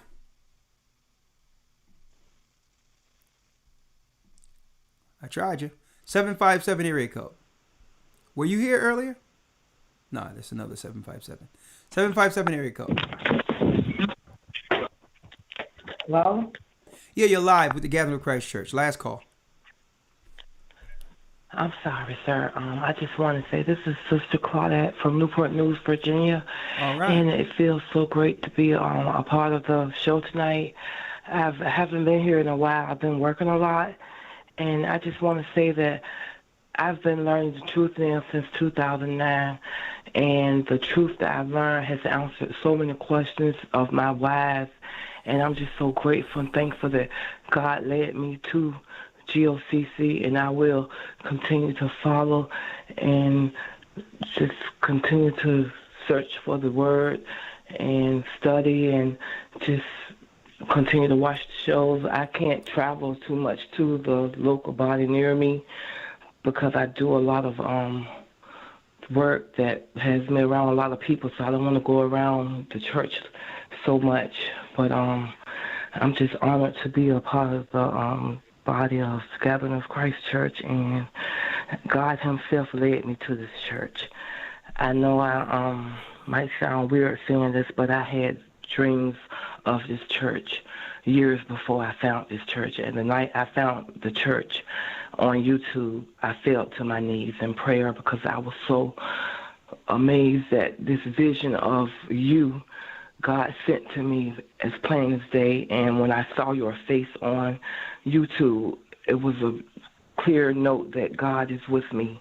No matter how hard and how difficult life has been, God has always been with me. And ever since I came into the truth of the Gathering of Christ Church teaching of the great God, Ahayah, life has just gotten even better for me. And I just want to say thank you. Well, thank you, sister, and bless you. And make sure you're in that Hebrew and Bible Academy. You don't want to miss it, all right? HistoryTimes.org. I did apply for it, but I couldn't understand it, and I tried to get help. But maybe one day someone can call me and tell me what I need to do, because I do have a laptop computer now. Yeah. If you could take my number down and call me at your earliest convenience. Okay, hold on. Let me take your number down here. Let me have your name again. My name is Sister Claudette Askew. From where? Newport News, Virginia. Oh, my father was born there. Claudette, VA. Yes, sir. Okay, I'm going to make sure someone call you for the academy to help you out with that, okay? Thank you. Claudette. Bless the church. Amen. All right. All right. And, yeah, I'm seeing, I was looking for Sunshine to see where she going to, Elder. I don't see Sunshine right now, and I guess, you know what I mean? Ain't no sunshine when she's gone. Anytime she goes away. All right. There's no sunshine. Let's get one more call. 229 area code. Shalom. Shalom. Hey, something is going on because you made it right on in. Talk to me. Oh man, this brother Judah Saxon from the Atlanta body. I'm surprised I got in, but it's been a while since I've been on, but I've been listening to every lesson, and I've been in the last academy. I'm getting in this one. Just wanted to let you all know that I want you all to come down to Georgia, for the 2x2. You say you was going to send everybody out as far as tools. Yeah, we're gonna set up houses. We're gonna set up 2x2s where people are knocking on doors. Of course, you gotta wear the mask. The majority of people are scared around here. But yeah, we're gonna be 2x2s knocking on doors. You know what I mean? We're gonna be going hard in the paint. That means sometimes we got to get them Jehovah's Witnesses out of the way. Left, right. Exactly. Yeah. Get the rebound. So we going 2x2s. Let's go. That's coming too. Yeah, I just wanted you all to baptize my wife and my son, whenever y'all come. So that's why I'm calling. Okay, well, hey, we're gonna work it out then. When we get there soon, we're gonna put you in the water and let's do it. Right? All right. Well, I've been baptized, but I can get baptized again. So You've been baptized with the Gathered of Christ Church? Yeah, with the old church. Okay, well, you're good then. I thought you said you needed to be baptized. You good then. You straight. No, I'm talking about my wife and my son. Okay. All right. Well, let's get a. Oh, okay. So why didn't she get baptized? Or maybe you got in first and she wanted to wait and see first, or why did she get baptized with you? Well, because she never come to the the classes. It was just me and my son. My wife, she was dealing with a lot of stuff at the time, years ago with the diabetes and all that kind of stuff. Oh, so, okay. I'm sorry. But Elder Lawyer, he knows a lot about it. Okay. Well, it's better late than never, brother. Better late than never. Lawyer. All right. So that concludes our broadcast, brother. I'm going to see you in Atlanta soon. I am hungry. I need to eat something. So I'm sorry I wasn't able to get to everyone. Elder Lawyer, I appreciate you assisting us, Elder Yurok, and all the elders. That concludes our broadcast, picking it up from last Sabbath. That concludes our broadcast, unfortunately. Yeah, Sunshine was there the last time, but it was so many people, I wanted to get some people in, but I'll see you soon. Sunshine, if you're out there, come in the next time so we know you're safe, because everyone miss you. All right? Again, that concludes our broadcast, Satan's strategy against Israelites. Remember this: faith before fear. Satan is the author of confusion. Confusion started at the Tower of Babel, and that usually happens for those who believe in Satan and will not stand on this word. If you're with God, you'll stand with God. If you're with Christ, you'll take his advice. Okay? Do not take the mark of the beast. Okay? Stand in faith, you'll live. Stand with Satan, you die. With that, may the Most High stay with you. Stay prayed up, sin not. Thank you, Elder Lawyer. Bless you. Bless all the elders, deacons, and all the members all over the church. And someone asked a question about deaconesses, because it's mentioned deaconesses in the Bible. Usually that title of a deaconess, it goes without the title. That's only highlighting the wife of a deacon. Okay? That's a position already in the church, and this woman so happened to be a wife of a deacon. That's all it is. You have deacons who don't have wives. They're just deacons. You have a deacon with a wife. And usually when a man is in position doing the Lord's work, there's a woman working to assist, to help. That's a deaconess. That's all that is. It wasn't no position over men in the church. It was only highlighting, I want to put that out there, the wife of a deacon. Now, with that, I'm going to say shalom, stay prayed up, sin not. We will soon see Zion. And yes, I'm going to end it with a song Save Me. It will be released with the new project soon. Music with the Purpose Part 2 coming. Let's go. Hey. Oh. Hey. I was on my way, felt the presence of your son every day. Every day. I let go of your hand. And now I feel a change. I close the door. Close the door, fall to my knees and I begin to pray. Oh, help me. The cares of the world. The cares of the world is slowly pulling me away. What? Now I hear a voice calling me to the light. Still in the heart, so I'll discern wrong from right. I met a fork in the road. Which way should I go? My Father said, Spirit, help me find,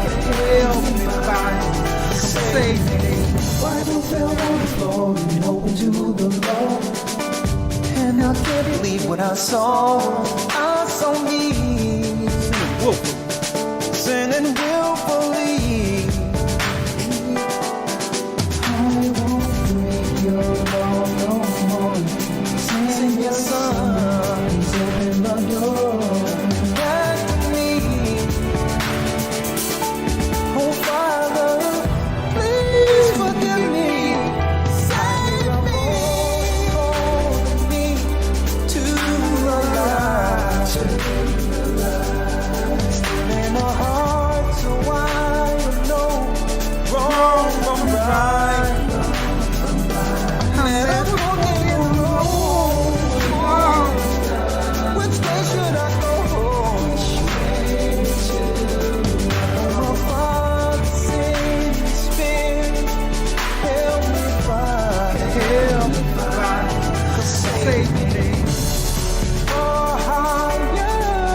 Shine down on me.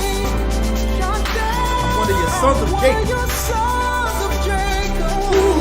Lord, I believe. Guide me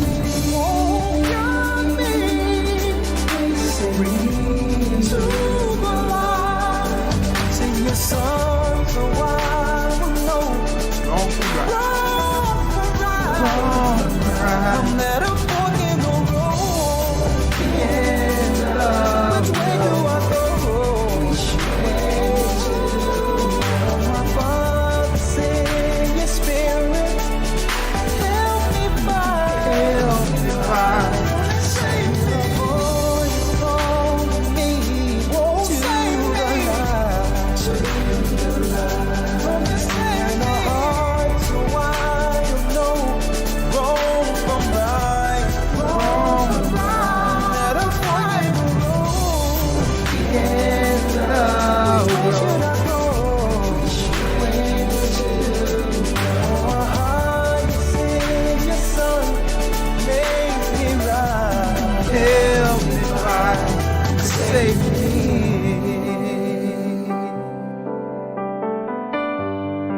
Oh,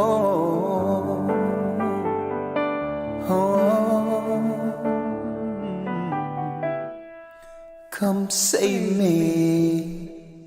Shalom.